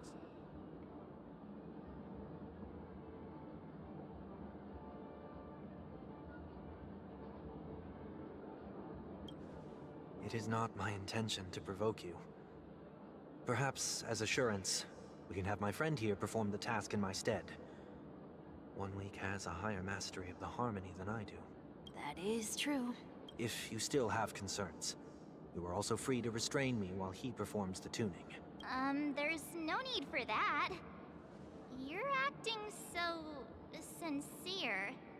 I'm actually surprised. Are you all right with this, Miss Ting Yun? I go as the wind blows, so you may decide for me. Then kindly forgive our intrusion.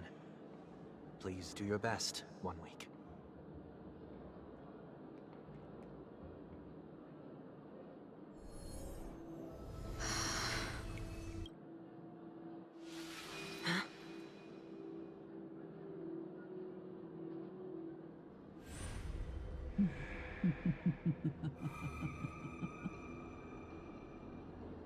What the...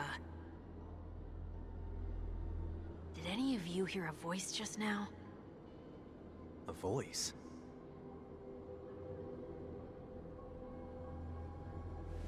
Never mind.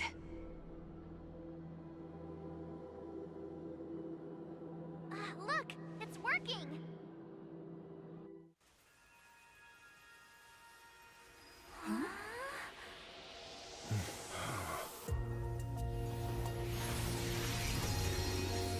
Never did I expect that every encounter with you would always be in moments of distress. Did I conduct myself improperly? Miss Ting Yun! You're finally back! You may be small, but you're pretty amazing. Huh? What's wrong?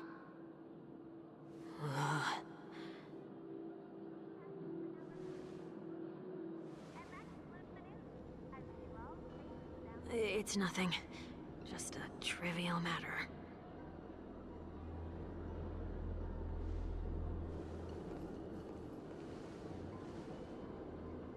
What do you sense? I should have let you handle it yourself. This girl is not as ordinary as she appears. I nearly died. Just now.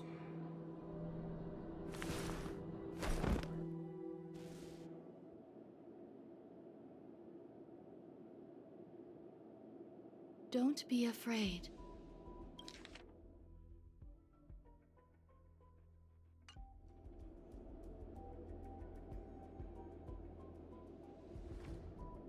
What is this place? No matter what you see, you only need to remember one thing. You're not alone.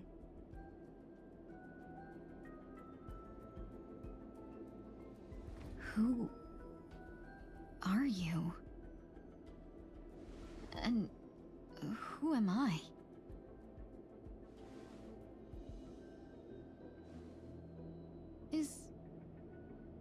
Is that where I came from?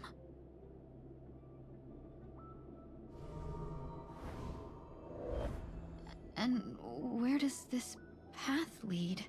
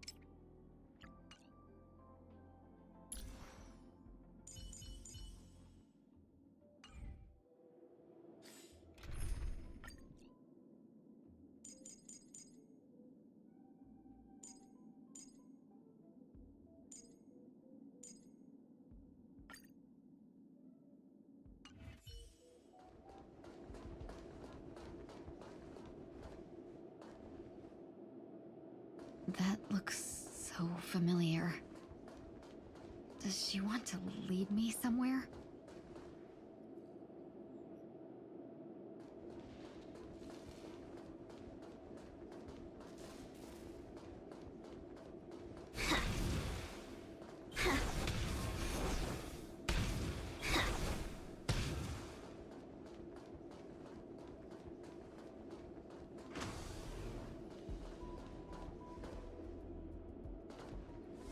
The life support pod is ready. There were only minor issues. That's great. Otherwise, that person from the Xianzhou might not be able to hold on much longer.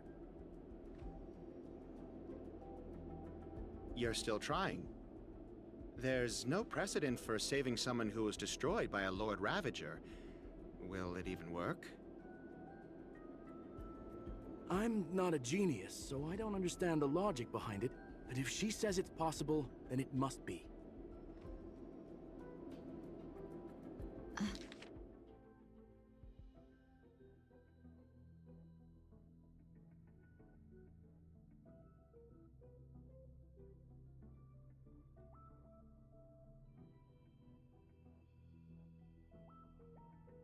You're still trying. There's no precedent for saving someone who was destroyed by a Lord Ravager. Will it even work?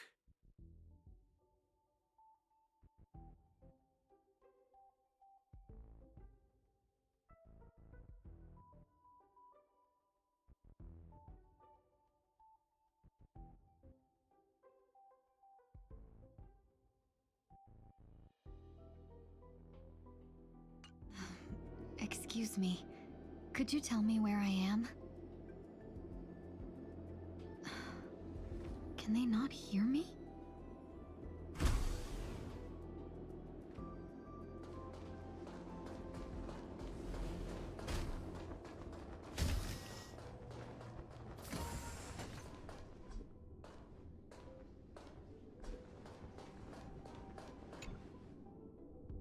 This girl is...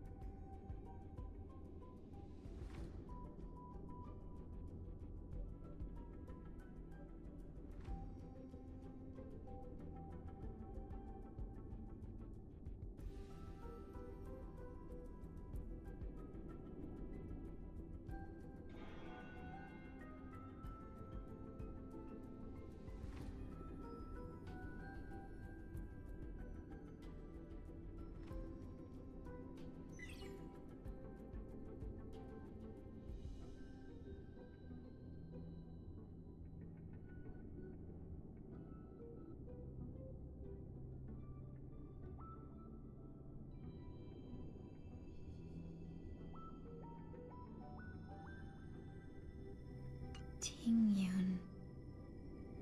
What a familiar name. Do I know her? Don't question it. Keep moving forward. It's you again. Who's talking to me? This girl.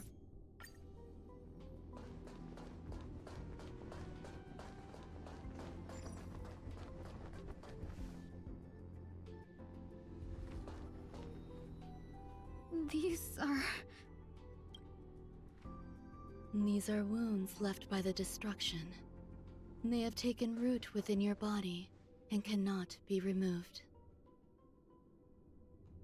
The destruction? I don't understand. Please, who are you? And why won't you show yourself? I can't go to you. All I can do is wait for you to finish walking this path. You want me to go through here? Do I have to fight it? There's no need for that. It's too dangerous, and you can't do it anyway. Don't fight it. Embrace it. Try to coexist with it. Think of it as feeling your own scars. My scars?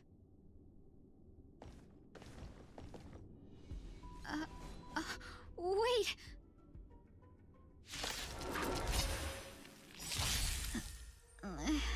Is this called coexisting? Don't worry. As I said before, you're not alone.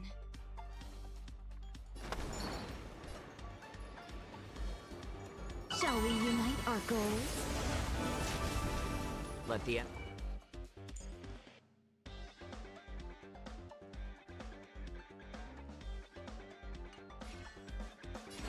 Let's add more seasoning. Sure, I'll spend freely. Another journey begins on the still waters of oblivion. Have we met?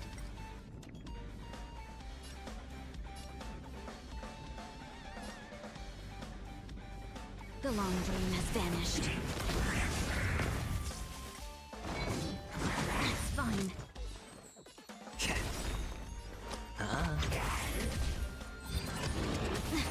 Free will, or was destined for oblivion? No holding back. Dream vanished.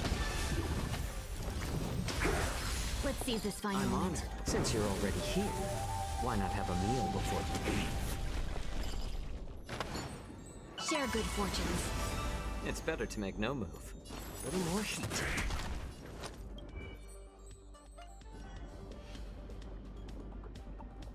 It's on me.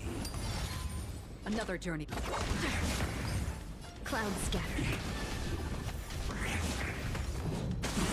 The dice have been bust. Or maybe I'll take it all. Watch your head. Dreams of a past life are now all gone. Though life is as a speck of dust, it dances still in grace. Dream vanished. I weep for the departed.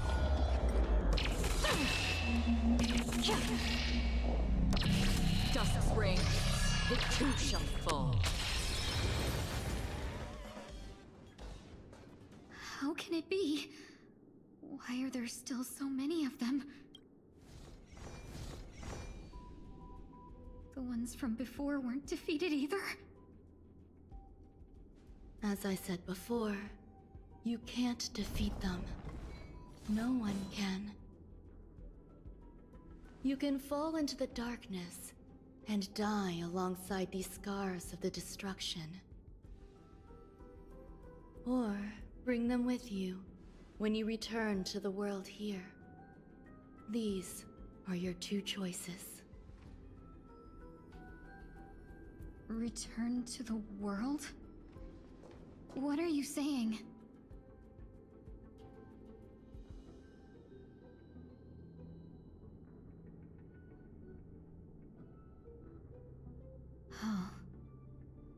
wonder those two ignored me. Am I just a wandering spirit now? Close, but not quite. So, I'm trapped between life and death? Existing in a limbo? You can think of it that way. Based on what you said, even if I should wake up, these wounds that caused my death will remain on my body and never heal?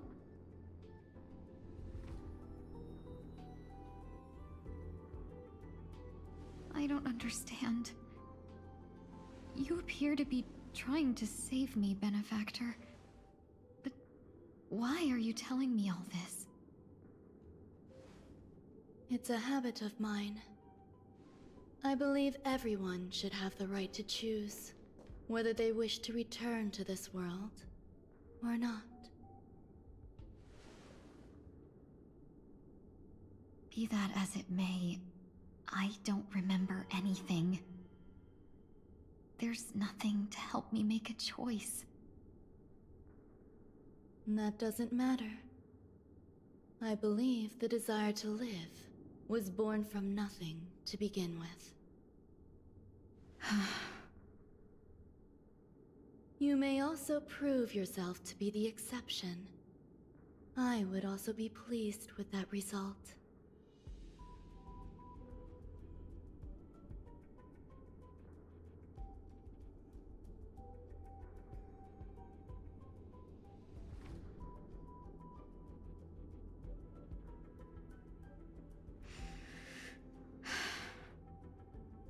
How troublesome. But I suppose that's part of living. Survival or destruction is no longer a choice for you. They both now grow along the same path. And only by walking this path will you break through the darkness and arrive at my side. Feeling more awake? Congratulations. You attained your very first victory in this tug of war. It's a good start.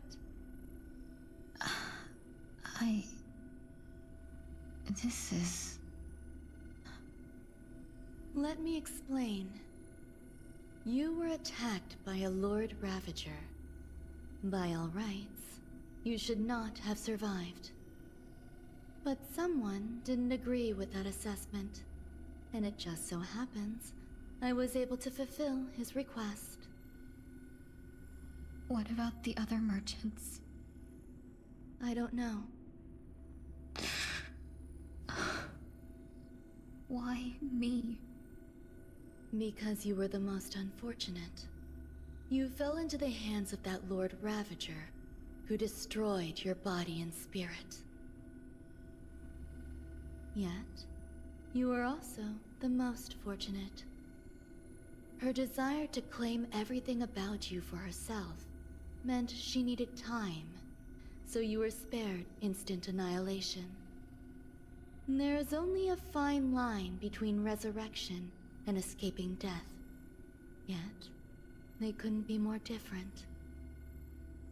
If you had truly died, I would have been powerless to do anything for you.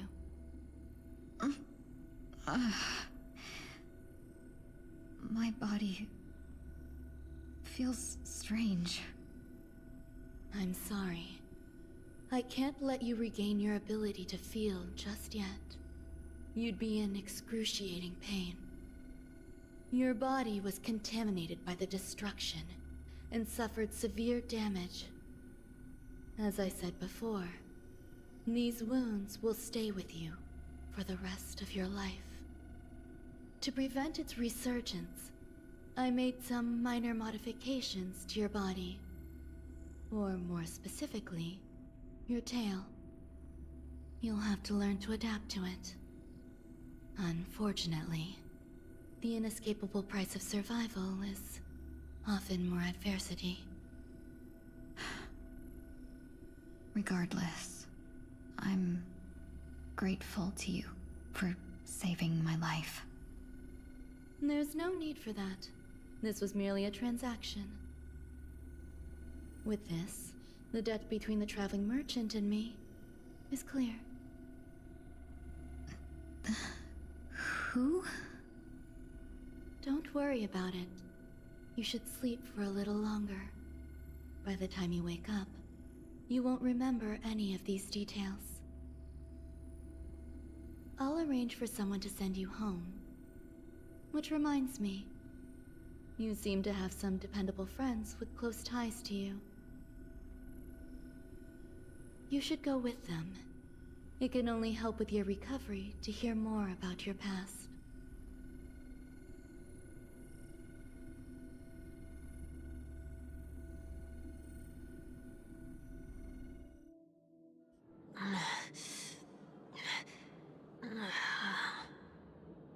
Are you all right? Did I pass out?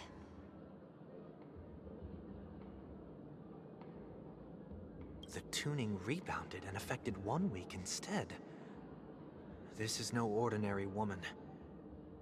I suppose there's no point in hiding it from you anymore. Miss Tingyun is originally from the Xianzhou. She had an unfortunate encounter with a Lord Ravager who robbed her of her identity and left her on the verge of death. While she miraculously escaped with her life, her body suffered terrible injuries beyond all power to heal. But something happened to change that outcome? Yes, a genius got involved. She's very accomplished in the field of life sciences and managed to grant Miss Tingyun a shot at survival. After that, she asked the Express to escort Miss Tingyun back home. We made a stop at Penacony along the way, partly to allow her some time to convalesce.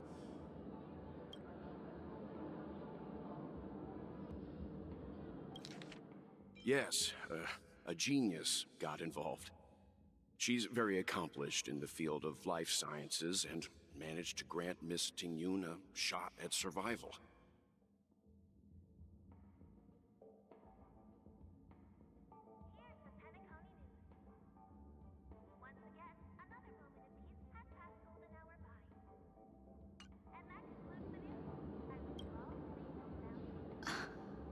I'm so sorry. I thought no one would be affected if I hid inside a dream. I didn't expect so many mishaps to happen. That's all right. So long as nobody was hurt. Can I get something to drink? I feel like I've been asleep for 10 years. That's fine. We should find another place to talk anyway. We drew some attention with that commotion earlier.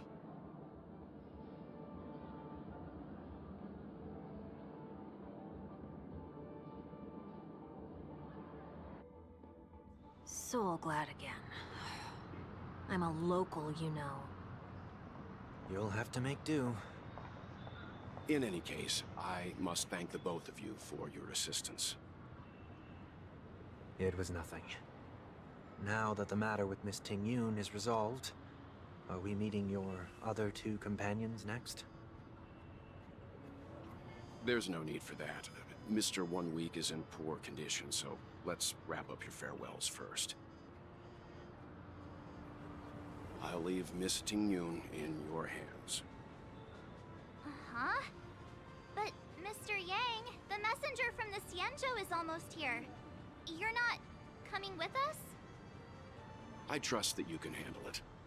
Besides, Himiko will be there. She'll be able to handle any decisions should you run into any difficulties. Okay. We better hurry then. It's ridiculous! How come I keep bumping into colleagues?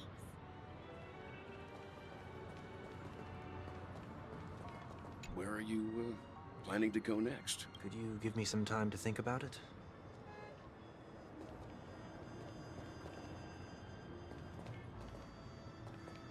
Shall we keep going then? Did you forget already? Miss Ting-Yoon is going back to the Alliance, so we're here to help her pick out souvenirs. I'm not too familiar with this planet. I'm worried an unscrupulous cutthroat merchant will try to take advantage of me. Luckily, the people I want to buy these gifts for are friends you already know on the Xianzhou. So I'll be counting on both your stakeholder intuitions for recommendations. As if a merchant could seriously take advantage of you. I already picked up a few gifts earlier, so that means there's only 3 more left to go. But we've already lost a lot of time, so we'd better not drag our feet.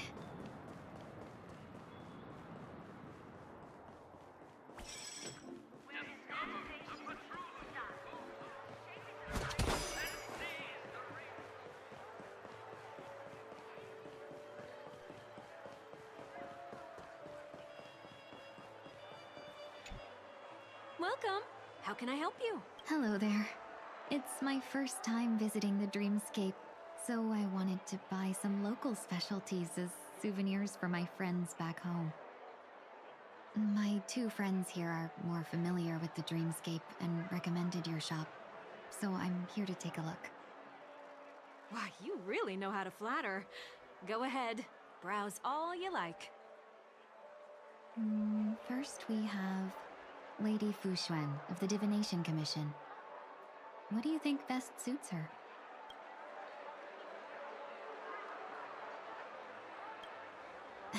Lady Fu Xuan has such refined taste.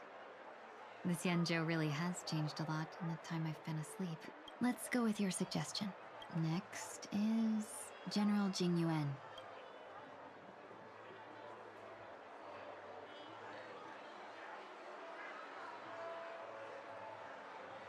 Come to Clock Studios theme park to learn more about the history of the planet of festivities.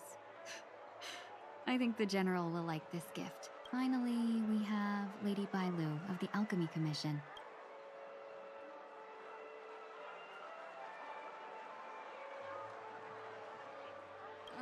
Both wings and horns? That's a good idea.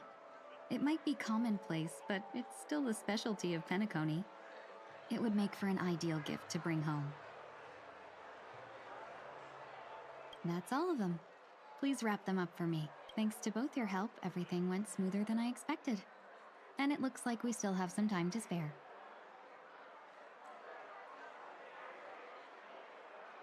Why don't we pay another visit to the Dreamscape sales store? You can find memory bubbles pretty much anywhere, but Penacony's dream bubbles are extraordinary. Even if we don't get them as gifts, we can keep them as souvenirs for ourselves. A souvenir for myself? That's definitely an idea I can get behind. But there's one more thing I wish to do. Since this is our last stop, could I have a word with you two in private? Perhaps somewhere more secluded. I'd like to discuss a personal matter.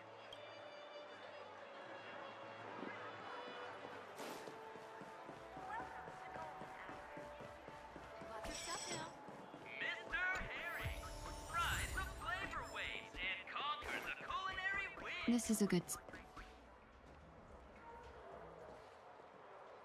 Miss Ting-Yoon, what's this about? You've looked out for me during our travels together these past few days. I'm truly grateful and can't thank you enough. But there are some things I find difficult to forget. I feel it's only right that I tell you what's on my mind before we part ways. Do you two still remember what it was like when you first saw me? How could we forget? She was so shocked. She was frozen in place when she shouted.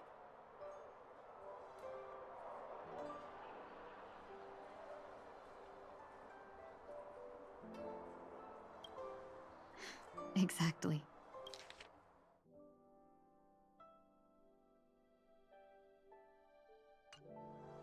And That's precisely why I haven't been able to shake off this strange feeling in the days since I started traveling with you. When I asked for your names, I couldn't help but think that this first encounter was actually a long-awaited reunion for you.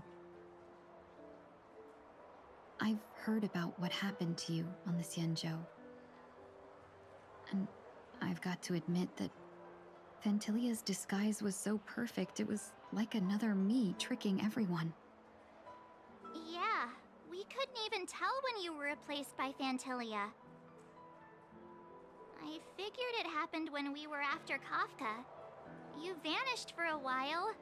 I thought you must have come back as a double. But it was much earlier than that. That thought has me filled with sorrow. As if a piece of my life had been stolen away, and I had no part in it. That's what I've been puzzled about, too. I never actually saw how Fantilia managed to disguise herself as me. What was your impression of that Tingyun, if you recall?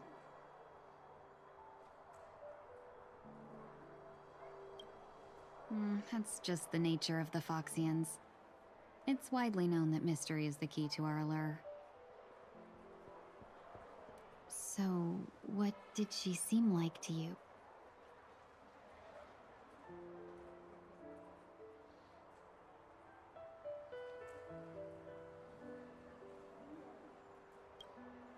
I'll just assume that's a compliment. Maybe next time you could just say silver-tongued. Was there anything particularly memorable?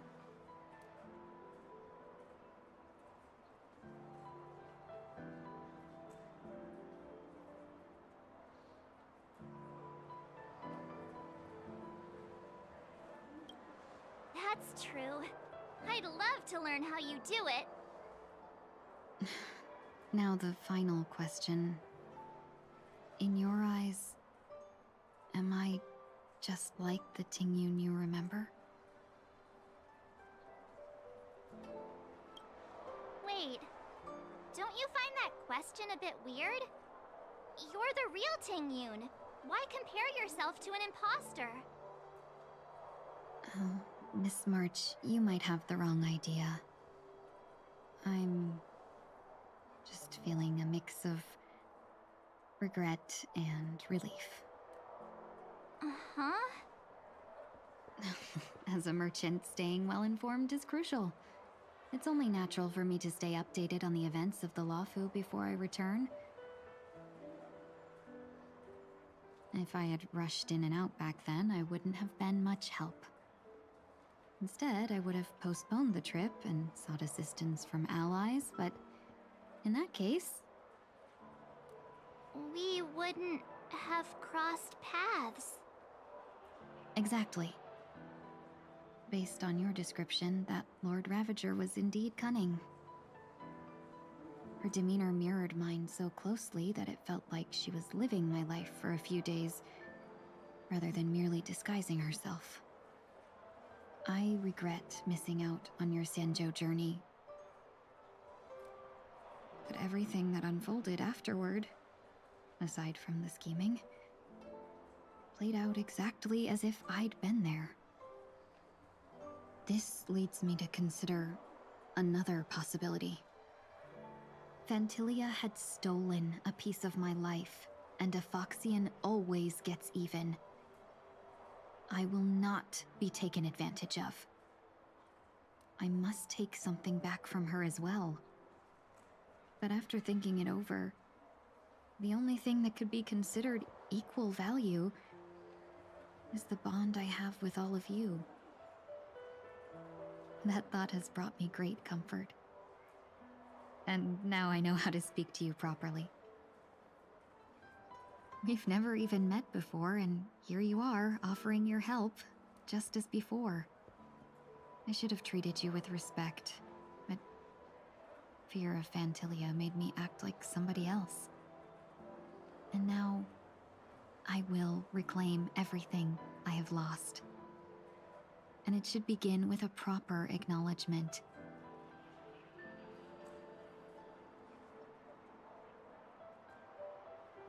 Dear benefactors, I extend my heartfelt gratitude to you. Aw.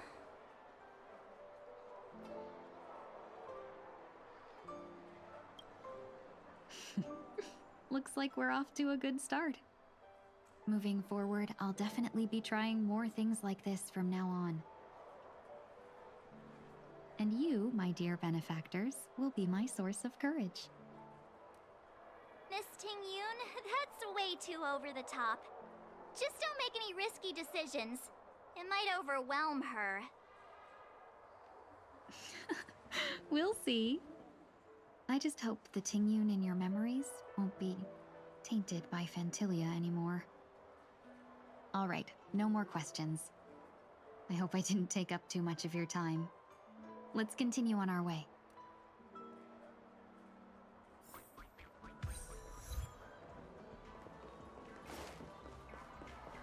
A dream about eons?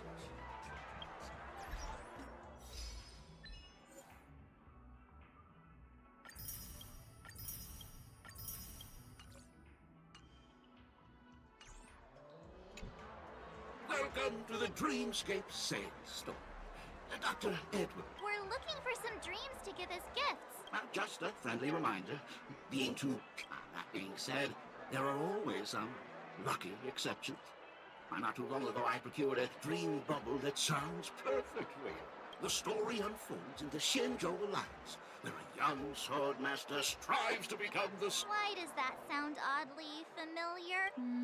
Since I'm returning to the Xianzhou, I think it's better to choose something unrelated to the Alliance. Feel free to pick a few for me. I love customers like you. So easy to work with. So easy to take advantage of, you mean? Just don't pick anything weird, okay? Oh, speaking of dreamscapes, I have a gift for you, my benefactors. After troubling you all this time, I couldn't leave without properly expressing my thanks. Here's a dream bubble for you. I hope you enjoy it. Wow. That's really nice of you. Here are the dream bubbles I've prepared for you.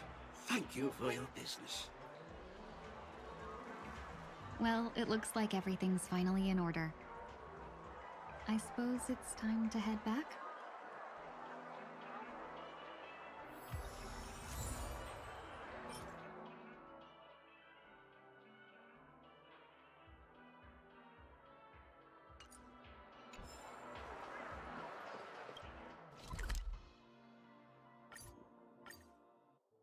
I can't believe it's time for Miss Ting-yoon to leave.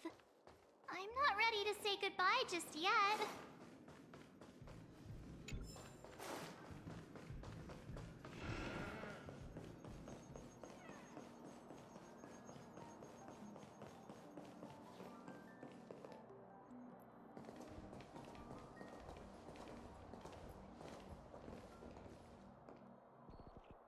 Yeah, we got delayed on the way.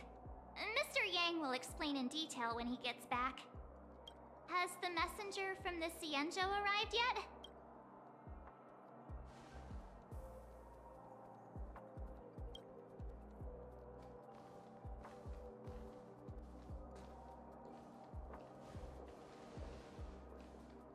Long time no see, everyone.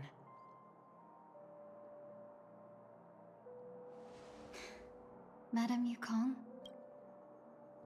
I've imagined this moment many times. I was worried I might embarrass myself in front of you. I even rehearsed every word beforehand.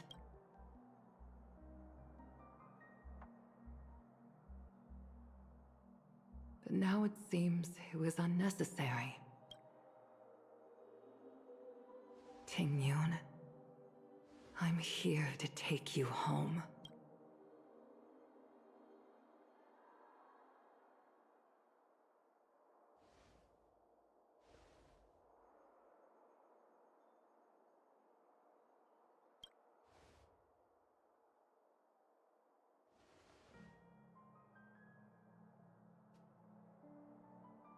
Madame Yukong.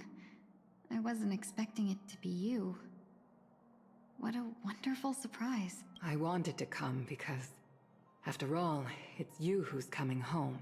Yeah, me of all people. Your body. It's going to be tough from now on, isn't it? I've already escaped death once. What more could I ask for? Also, it's not all bad. I might even beat you at arm wrestling now. You're still the same, carefree as always. I have a lot I'd like to tell you, but I'll save it for the road. It's a long journey back to the Luofu. Even if we can't completely rid you of the pain, there must be ways to alleviate it on the Xianzhou. I have no doubt. But since we're alone here, may I ask you one more thing? Do I really have to go back to the Luofu? Why? You don't want to? Despite Fantilia's ruthlessness, she spared me when I should have been eliminated. And why did Miss Ron Mei, who has no ties to the Xianzhou, go out of her way to save me? It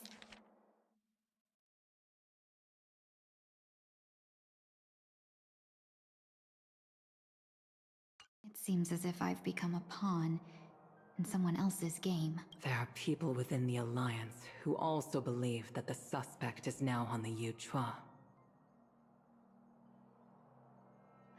If that's the case, it's all the more reason for me not to return to the Luofu and complicate things. I might as well take advantage of this situation. Take advantage of the situation? What do you mean? Right now, the marks of ruin inside me maintain a delicate balance. Moreover, they were created by Fantilia herself. If possible, please inform the General and arrange for me to meet with the Marshal. Maybe this body of mine can help the Alliance get one step closer to the Xianzhou's enemies. When Ron Mei visited the Luofu earlier, she mentioned what happened to you. This coincided with when the message sent by the Astral Express arrived. The Arbiter Generals concluded that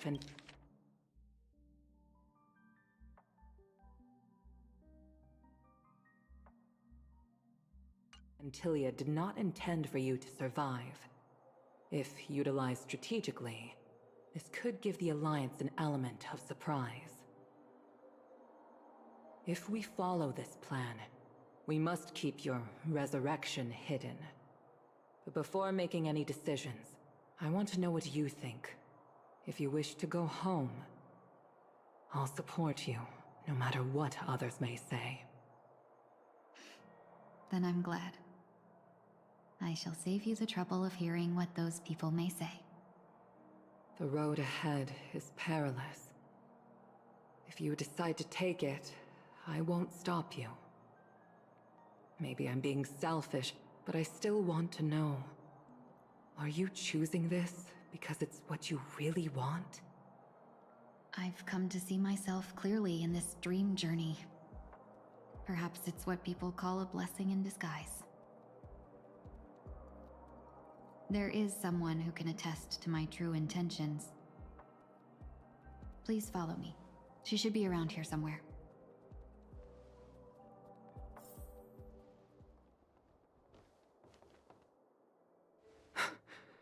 Is that...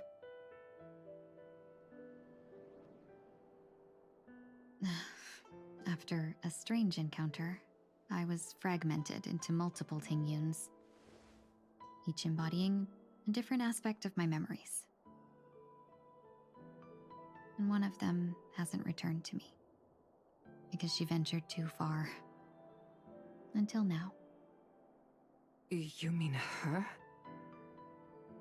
What is she doing?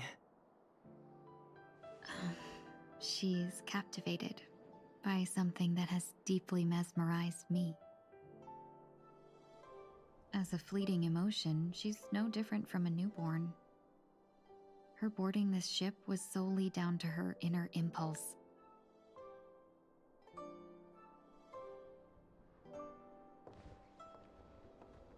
Madame Yukong, do you remember?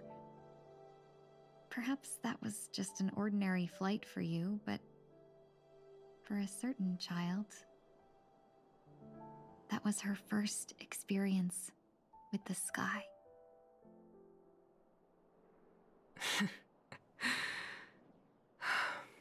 Of course I remember.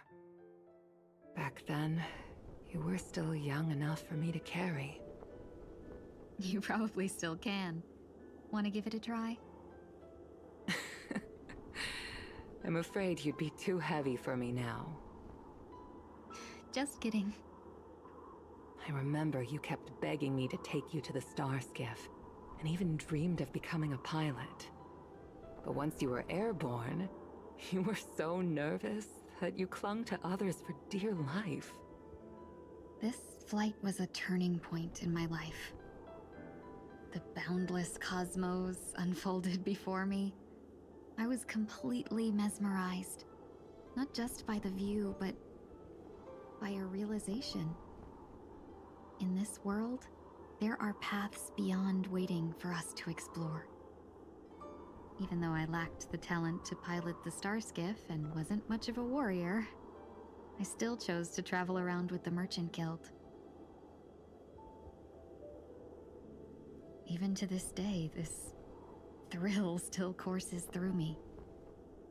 That hasn't changed? Never. Now I can embark once more on my journey as a traveler of no return, exploring the paths that lie beyond. Speaking of which, how are things with the Whistling Flames? I've left Yan Ming in charge for now. He's reliable, but he can be a bit extreme, and might not always follow your principles as a traveling merchant. My principles. Forsake what others fight for, and take what others abandon. That's the way to navigate the world and achieve my goals. I will continue to uphold my principles. But now I've also learned that while these merchant principles may apply to humans, they falter in the face of the gods. But this shouldn't fall on your shoulders to begin with. You are simply an innocent survivor in this war.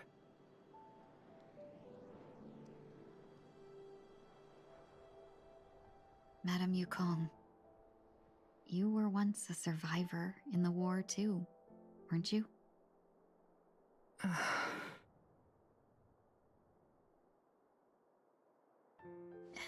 In a hazy dream, I vaguely remember someone telling me that the inescapable price of survival is often more adversity. But Madame Yukong, the gods use humans as pawns in their cosmic game, sacrificing countless innocent souls. Have you ever thought about making them pay?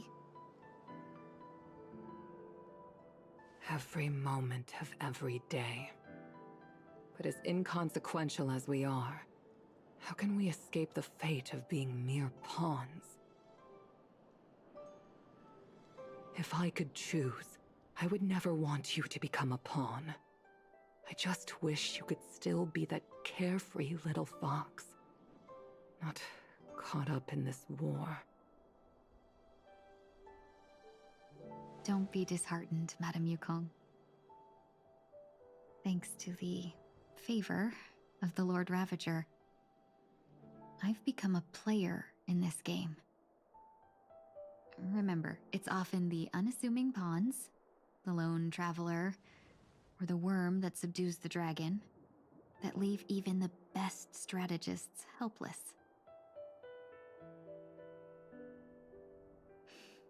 So, now I'll become a cunning speck of dust, and make those masterminds behind the curtains sneeze a few times.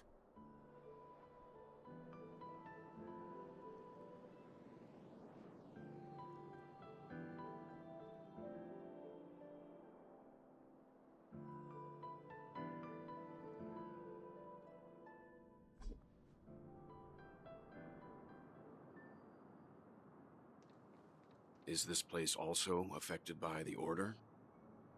No, I'm just here to bid farewell. I changed my mind along the way. This journey has too many variables. So it shouldn't matter if we add another. How did you know she would be here? I didn't. I had a hunch and decided to try my luck. It seems I can be lucky sometimes. It's not like you to leave things to luck. I'm trying to change too. I don't think you need a bystander in this scenario. Go on ahead. You're not worried I'll take the opportunity to escape? I believe you're the kind of person that has the ability and desire to use everything to your advantage. But that everything does not include Miss Robin. Thank you. Now then, Mr. 1 Week. I'm not leaving. No way. Let him stay. He won't be in the way.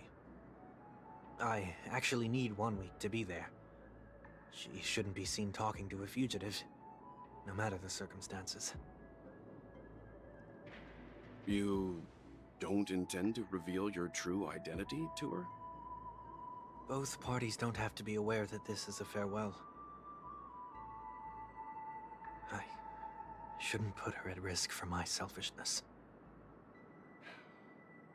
As you wish. Shall we go then?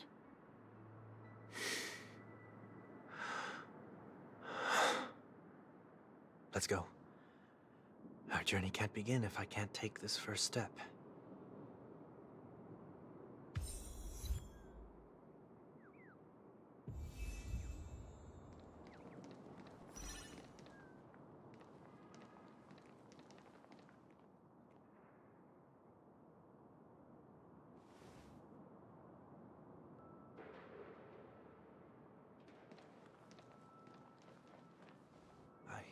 Didn't expect to see you here, Miss Robin. It's nice to meet you, miss. May I know your name? My name is 1 Week. I'm a member of the Nightingale family. Oh, you're a Dreamweaver. Thank you for all your hard work. You all are the reason the Dreamscape has been able to recover from this crisis. You're too kind, Miss Robin. You must be very busy. What brings you here to Dream's Edge? I'm taking a break. I wanted to find a quiet place to relax. Ideally somewhere where I could see the stars. Before I knew it, I'd walked all the way here. I know these stars only exist in the dream, but... Well, perhaps the dreamscape is not so different from reality. When we look up into the night sky, the stars aren't really there. The glimmering lights we see are merely the images of stars from long ago.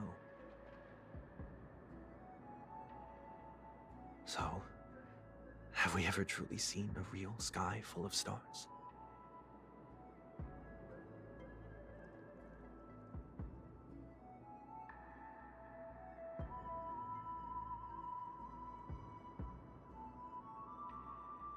You're very philosophical, Miss 1 Week. You remind me of someone I know. Do you work nearby? No. Today is my rest day. There's going to be a show later, so I came early to find a good seat. A show? Here? It's somewhere farther away. They say it's a farewell performance. The kind that's better to listen to from afar than watch it performed live. I see. In that case, the observation deck is a good choice. You can see all of Penacony from here. Distance can make some things appear more beautiful. Miss Robin, may I stay here with you to gaze at the stars before the show begins? Of course. You don't have to be so courteous. I should be the one asking. This is Dream's Edge, after all, and the Dreamweavers are its true masters.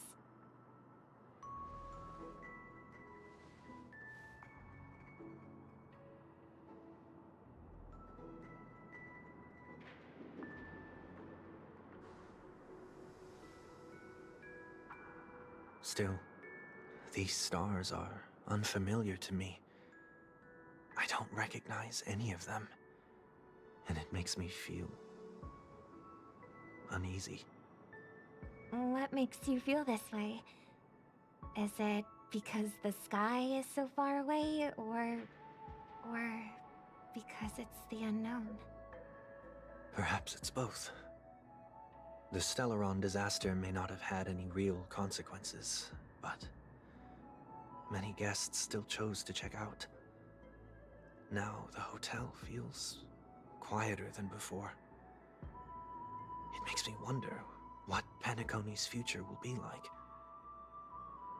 I just hope it will not negatively affect you, Miss Robin. You're too kind. I'll be fine. The disaster was unexpected, but because of it, I was able to witness many pasts and think about many futures. My only real regret is that I left some things unsaid. Did the person you wanted to say them to leave? Yes. He left in such a hurry that I didn't even get the chance to say goodbye. Sometimes, what's in your heart doesn't need to be dressed up in words. Maybe he already knows what you wanted to say. But don't you think we should put in some effort when we want to encourage someone? If you don't mind me asking, who is it that you wish to encourage? It's someone who experienced failure recently and is about to embark on a long journey. There are many such people on Penacony. Failure is like the setting sun to a dream chaser. It's something that happens every day. I believe they all have the willpower to start anew. Especially after receiving a smile from you, Miss Robin. But he's different. He's stronger than most ordinary people, but because of it, people have this misconception. They think that when he falls, he will stand back up faster than anyone else. Are you saying that's not true? It's not. Because before he stands up again, he will hesitate and agonize for ages over whether that is the right course of action. Failure may be a good thing for someone like that. Being able to reflect on one's actions is a valuable quality to have. You may be right, but I still hope that he'll never change. Why is that? Because I have faith in the person I remember him to be. He may have taken the wrong approach when he failed, but I don't think he had the wrong intentions. We once stood together at the same starting line, but now it's his turn to fly for the stars. I believe he'll find the right path, even if he has to do it alone. We don't have to soar into the sky together.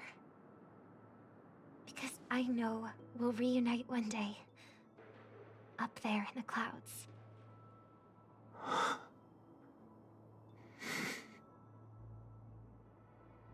I hope so.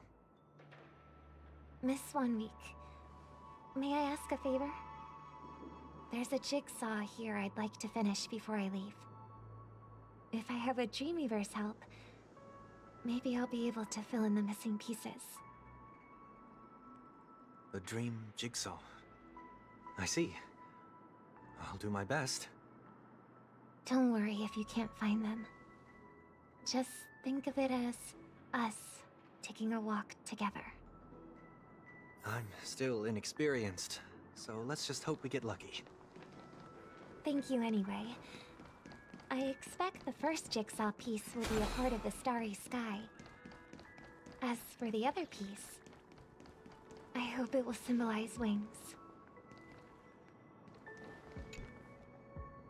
It seems we've been blessed with good fortune today. Is this...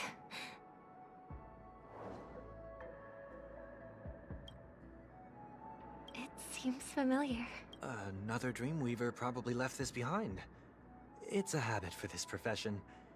They hope to use these blessings as a foundation for the dreamscape.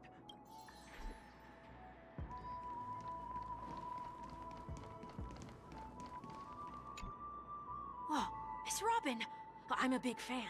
I don't get to attend every single one of your concerts, but I watch the recordings of each of them at least once. Thank you for your support.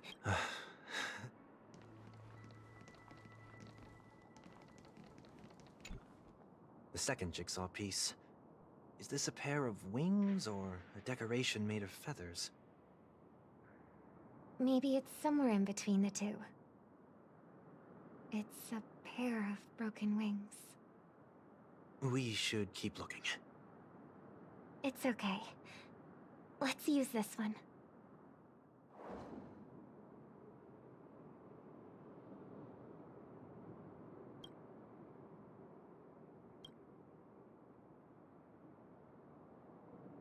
We have enough. Let's go back.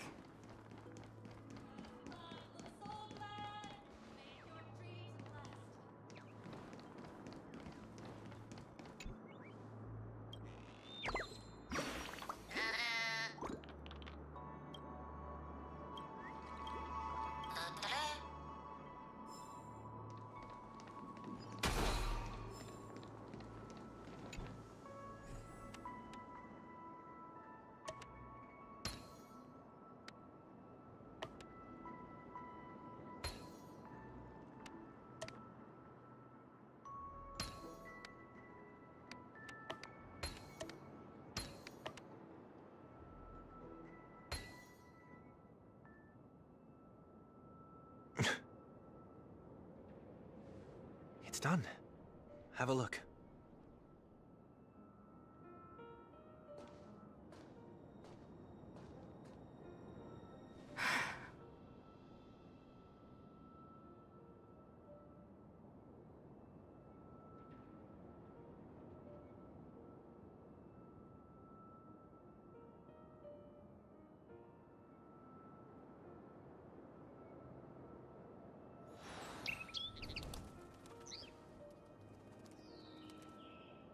Soon, I shall travel to those unfamiliar stars, none of which I recognize. But as long as you continue to gaze upon them from here, then those unfamiliar stars will one day be the place of our reunion.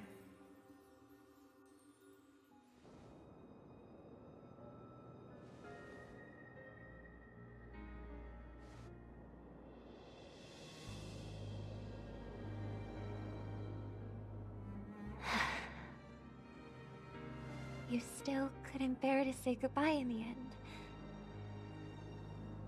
Maybe I'm stronger than you think. You must try to relax on your long journey. Brother. That...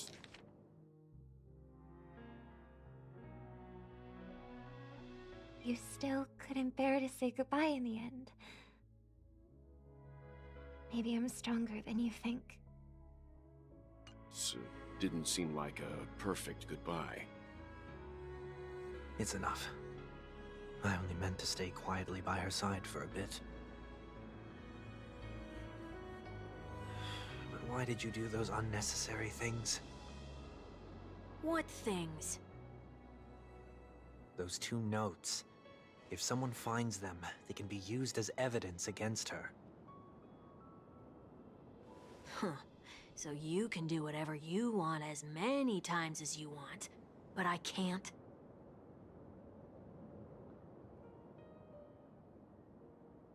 I don't want to live with regret for the rest of my life either. Live with regret. We're almost done saying our goodbyes, right? Yes. We only have one last stop. But before we leave, I have a question I'd like to ask you, Mr. Yang. I'm curious. Why did you become a Nameless? Why the sudden interest? I always had a feeling that you would never give up on someone who needed help. After spending time with you, I'm even more convinced of this assessment. At this very moment, there are countless worlds above the sky still waiting for the arrival of the Astral Express. Yet you and your companions have chosen to stay here. All for an old friend you never knew, and a notorious fugitive. To trailblaze means to forge ahead. Yet, you stop and spend precious time on people just passing by. All the while you believe this is the natural course of action? That's not what I think at all. Besides, the watchmaker also made a similar choice. And because of that, he bid farewell to the Express and never walked among the stars again in his lifetime. Not all journeys lead to the stars. Even if we leave the Express, some trailblazing paths will still continue. You can think of it this way. The title of Nameless doesn't belong to any one person. Each individual will have their own view of what it means to walk this path and will always try their best, no matter the situation. The goal of my trailblazing is not the unknown world, but every living being who exists under the stars. In my homeland, the name Welt means world. It suggests that each person is a world unto themselves, and that we harbor as many possibilities as the distant stars. The connections I gain on my journey are what is most precious to me. This is my way of the Trailblaze and the reason why I decided to stay here. Why me? Like I said before, I left my home in a hurry too. I know how you feel right now. I also know that a person will only be able to truly face themselves once they've decided to say goodbye to their past, the same way you're doing right here, right now. There was never a third person with us, was there? I told you he'd find out. I should have known nothing could escape your keen eyes. Since you already know one week's secret, there's no need for me to build up suspense. Let's go. We'll head straight for the finale and take our final bow in this farewell performance.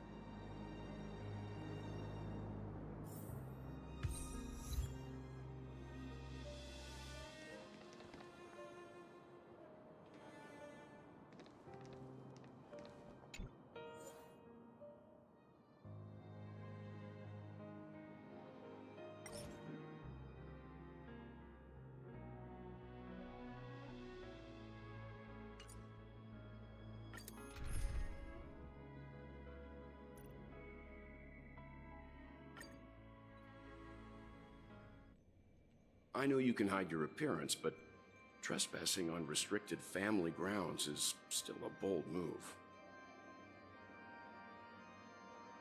Don't worry, I won't take too much time.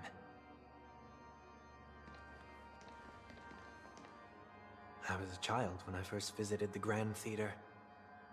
I remember seeing the light behind the curtains from here, and believing it to be the morning star guiding me toward the land of the dreams. When I returned here many years later as the head of the Oak family, I finally learned that the light was actually a Stellaron. Now that you've returned to the stage, what are you planning to do? Prepare for my departure. I've always believed that a person's starting point should also be his last stop.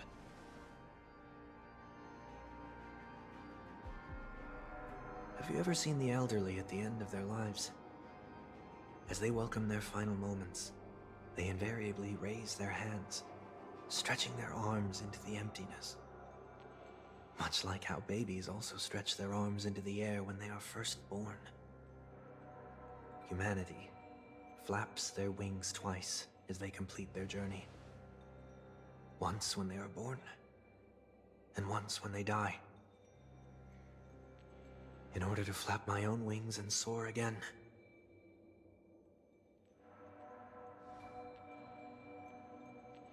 I will say goodbye, here, to the me of yesterday. This face. My expressions feel so dull and lifeless.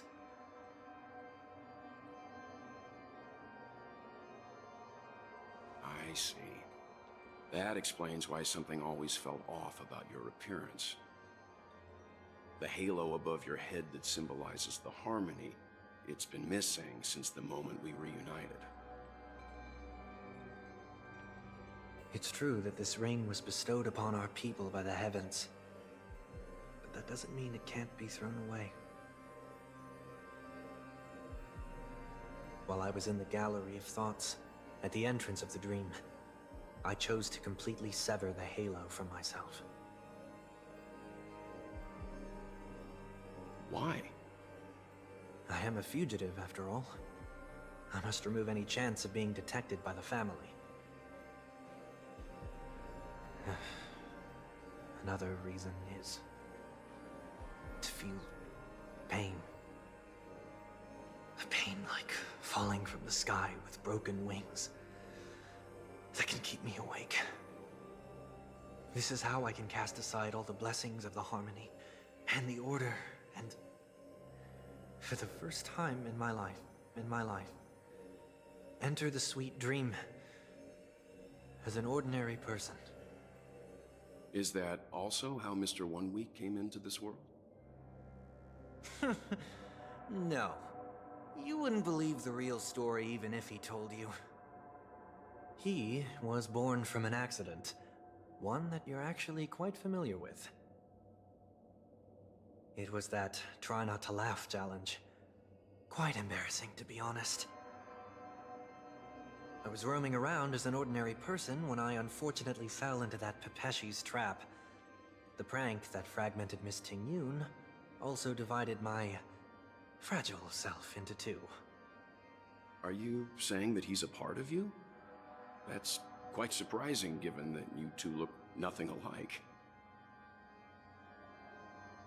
You could say he's another possibility of me. I too was once a child, with aspirations buried deep within. Over time, those childhood voices grew increasingly faint. Maybe if I had made a small change in my childhood, I would have turned out to be exactly like him. What a pity, failing to become a better version of yourself. So, my final farewell will be like that of Miss Ting-Yun. I will perform a tuning on myself and return to my complete form. And this also means that 1 week will vanish for good. That's why I said this was the last stop. Is there a possibility that you will be the one who disappears? No. This is a foregone conclusion. But who's to say there won't be any changes? maybe deep down, I'm also anticipating this possibility. Regardless of the outcome, you will have a witness. I'll be waiting for you in the audience. Much appreciated.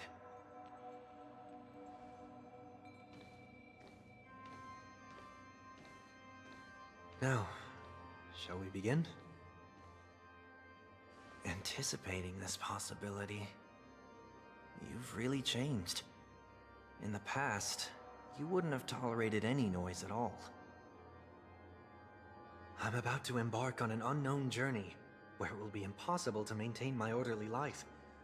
I will have to navigate unexpected surprises, much like today. You're not ready at all, are you? I feel unsettled, maybe even scared. Ever since I left Penacony, I could no longer control everything. Don't flatter yourself. You can't control anything. But...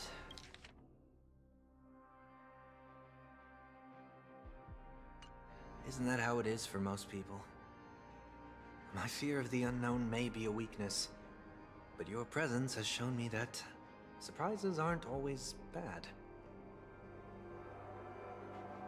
Meeting you has been a great help to me, and I'm glad to have discovered this side of myself. I also feel grateful for the opportunity to tell you this in person.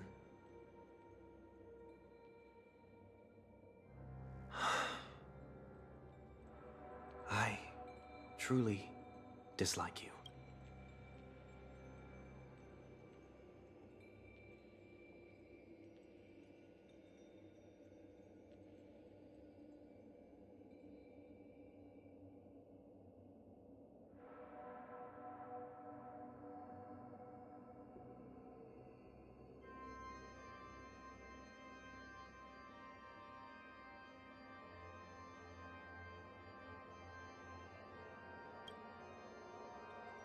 What? Are you sure you didn't mean the opposite? I must admit, many of your qualities strike a chord with me.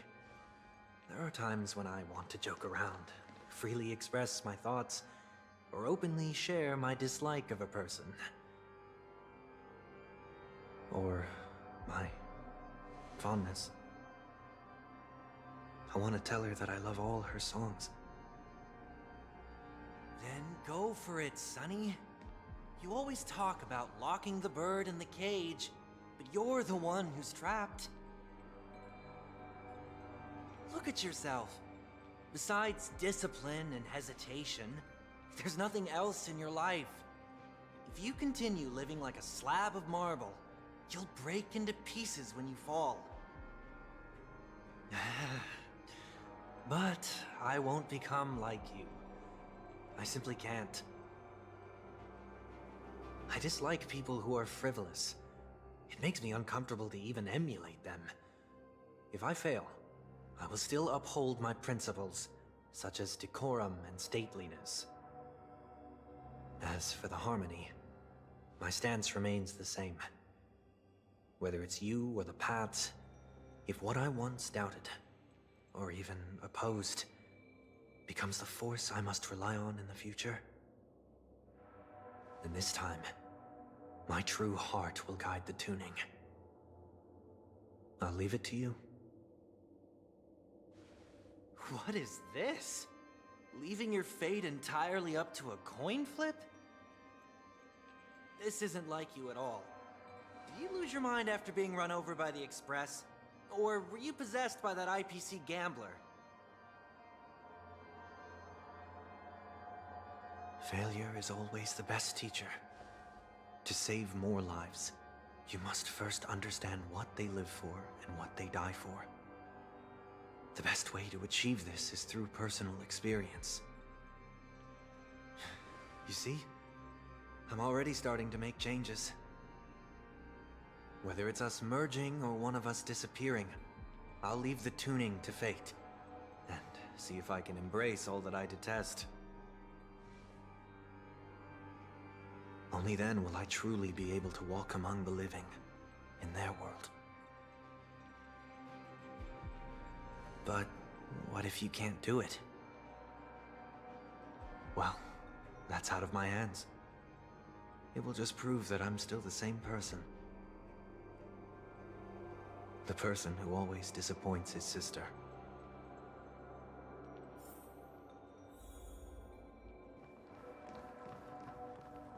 Falling is just another name for flying. That's why I rejoice at my broken wings.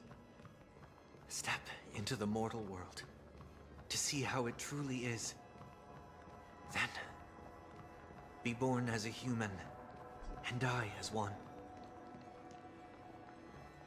And with my last breath, I'll join the weak in reaching my hands toward the sky. On the planet of festivities, whatever identities I once had, they no longer matter. It's not the gods who answer us, but ourselves from the future. I don't have much to say. But, as it's time to part ways, here's one last piece of advice. When telling jokes, be sincere. Don't sweat the details, and above all, don't explain them every time.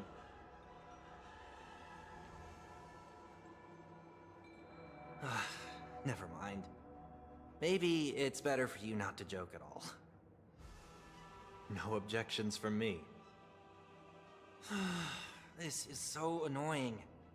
How did I become so dull?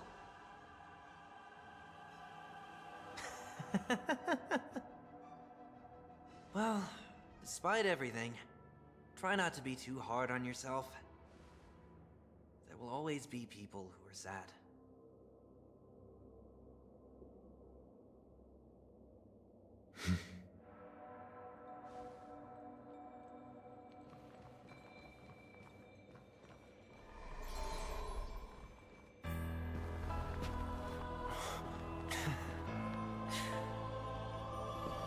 Planet of festivities, land of the dreams. I say goodbye to my home. Should one desire to leave the stage for good, one must first step back onto the stage!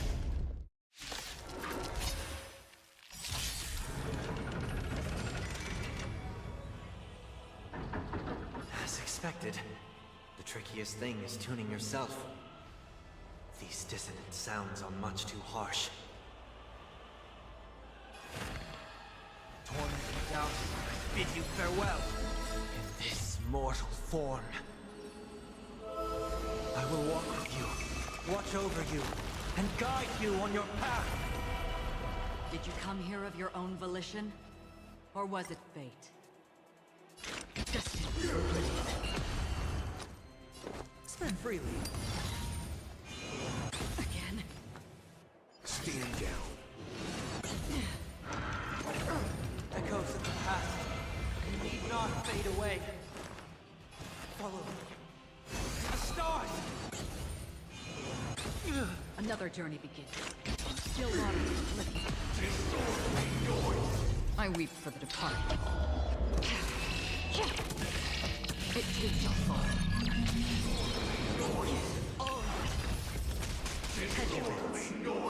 It's on me.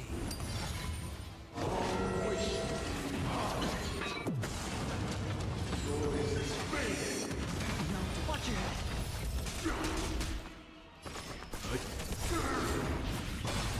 You know nothing of survive or be destroyed. There is no other choice. I heard the call. Noisy. It's of no consequence. Sure, I'll play along. The dice have been bust.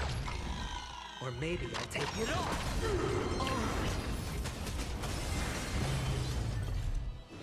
Again. Time for some hardship. Serenity is before me. This mortal will watch over you and guide you on your path. Free will, or was it destined? Hedge your bets.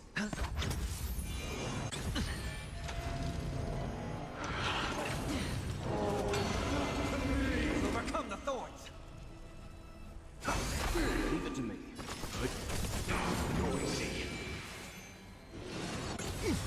Watch your head. I'm still watering. I weep for the departed. It's been so far. Time has come. Let it be revealed. Is it inevitable for me?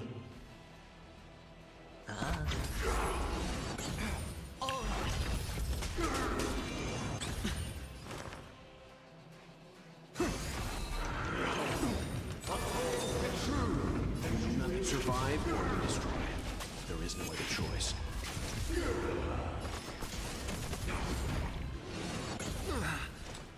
Destined for oblivion.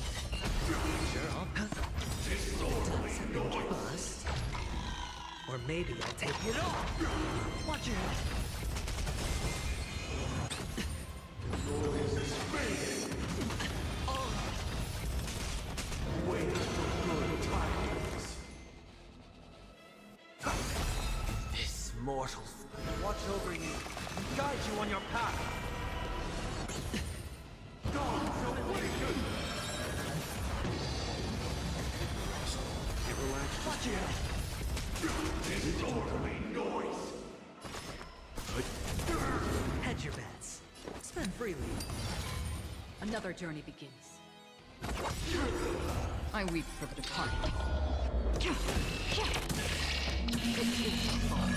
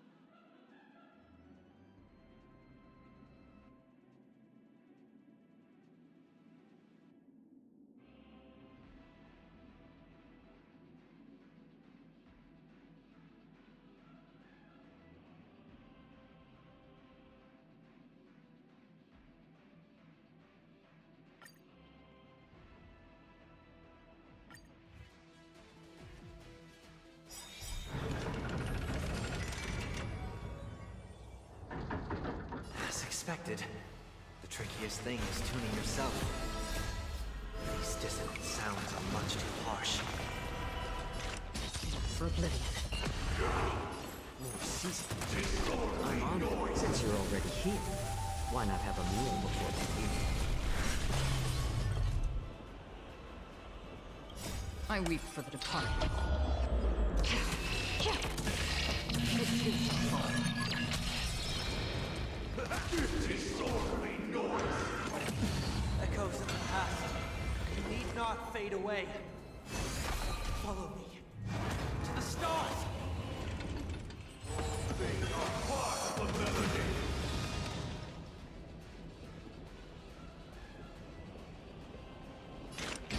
Still watering the flame.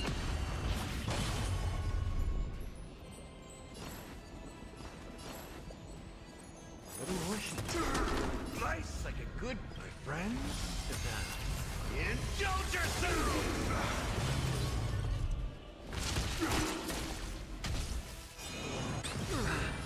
I weep for the departed. It's been so far. Time has come. Let it be revealed. Is it inevitable for me?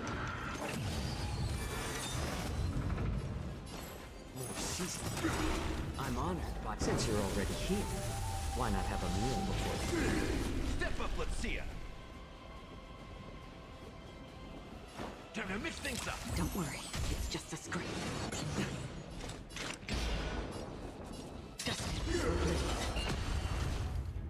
Noise is fading.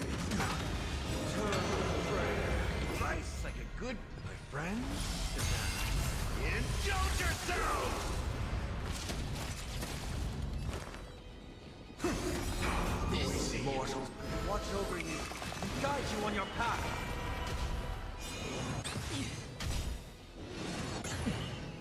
I weep for the departed. It takes a fall.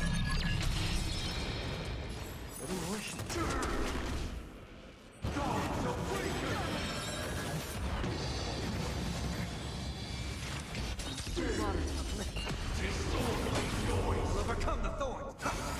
Step up, let's see ya. Noisy.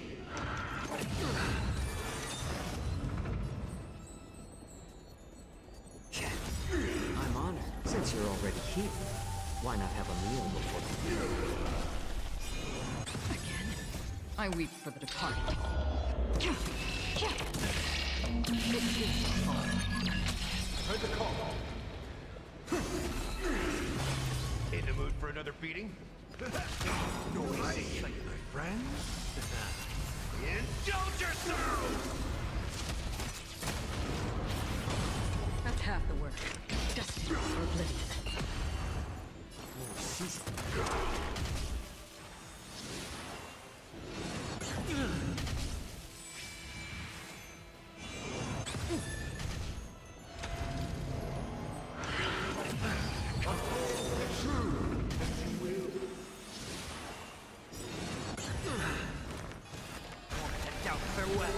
This mortal will watch over you and guide you on your path. Another journey begins. I weep for the departed.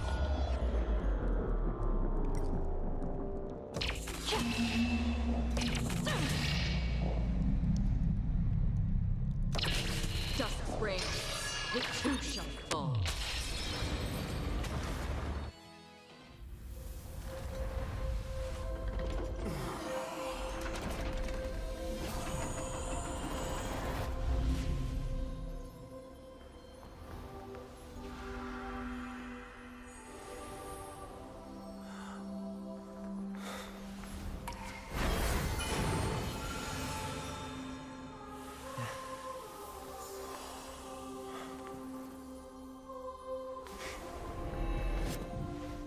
On this 8th day, I grant myself departure.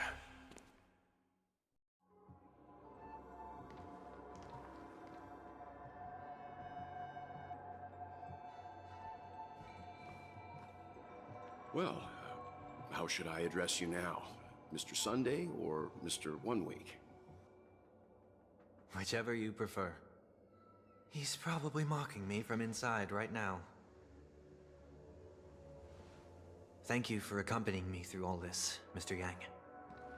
This farewell journey has come to an end.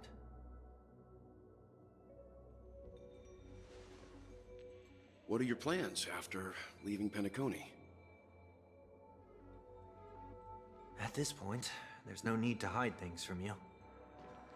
I believe there's more to the incident involving the Stellaron on Penacony.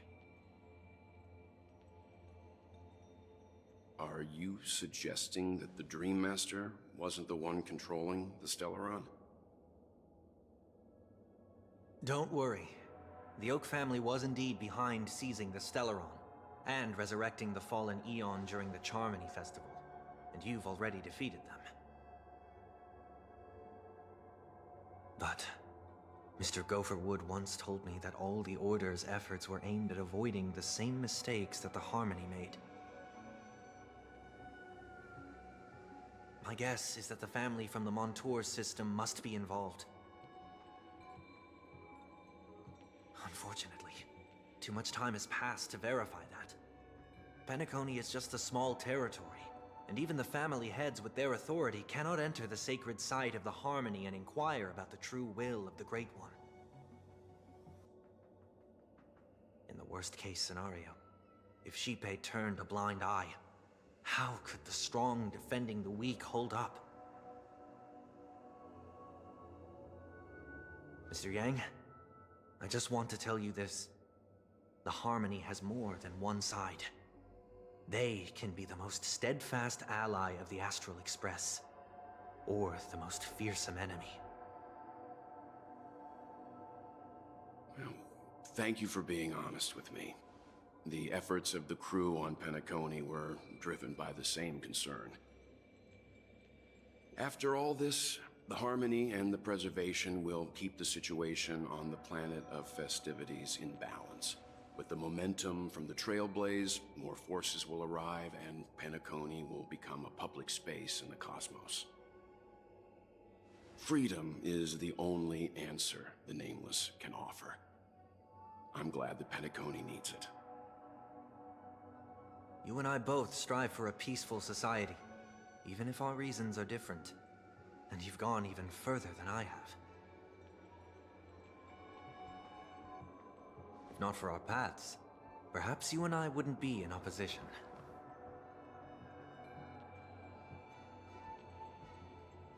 Don't sell yourself short. We're not fundamentally opposed. Otherwise, you wouldn't have shown me mercy in front of the Dream Master. This shared journey is my way of repaying you. After all, you are one of my trailblazing goals.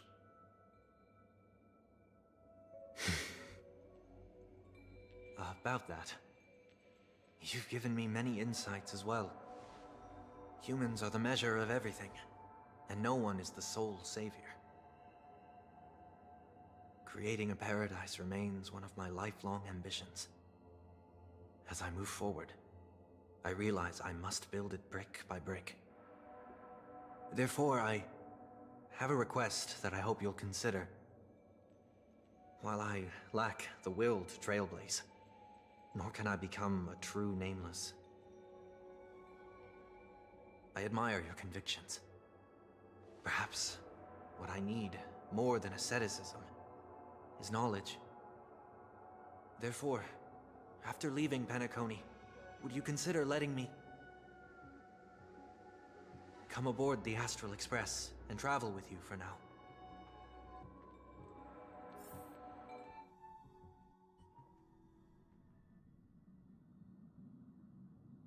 So this is why I brought him here. Mr. Sunday wants to join us on the Express. Of course, I can't make that decision alone.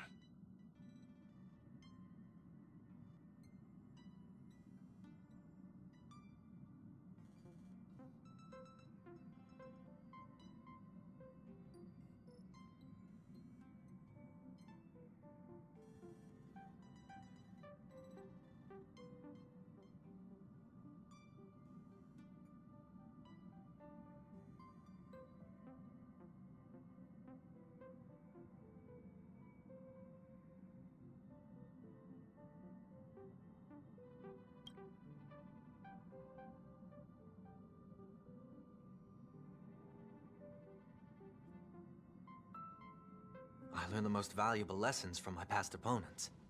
Please, say whatever's on your mind.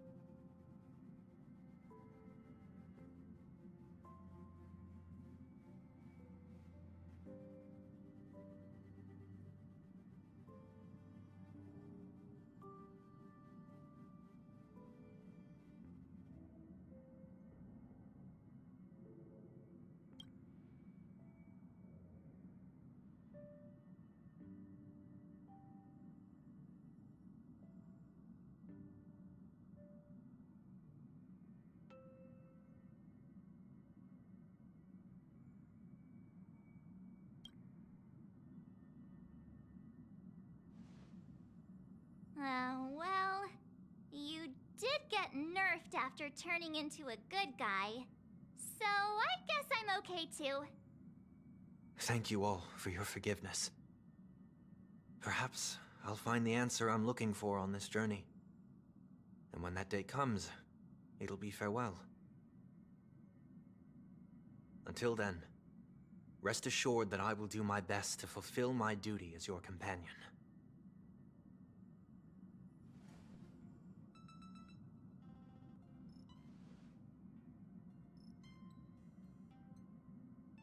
Now that our business on Penacony is settled, it's about time we get back on track and prepare for our next warp jump.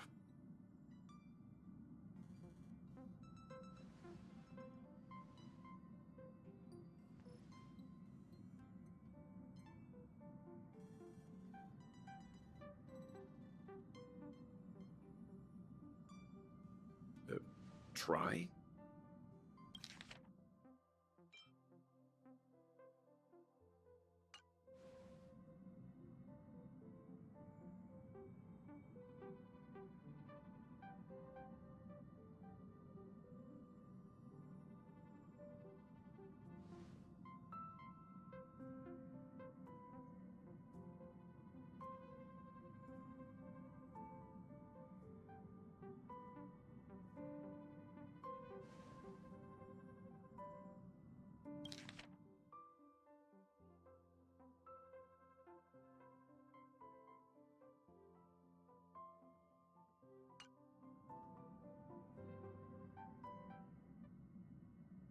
No, we're still not quite there.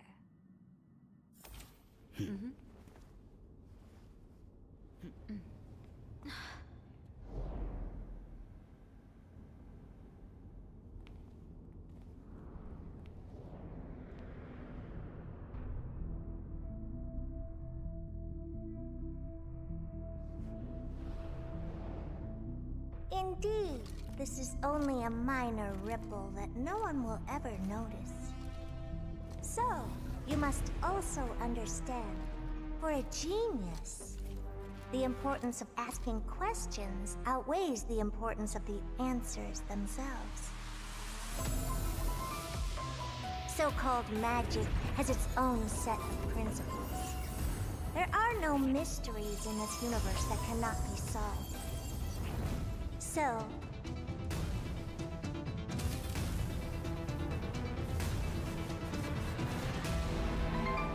all-seeing presence, I ask you this.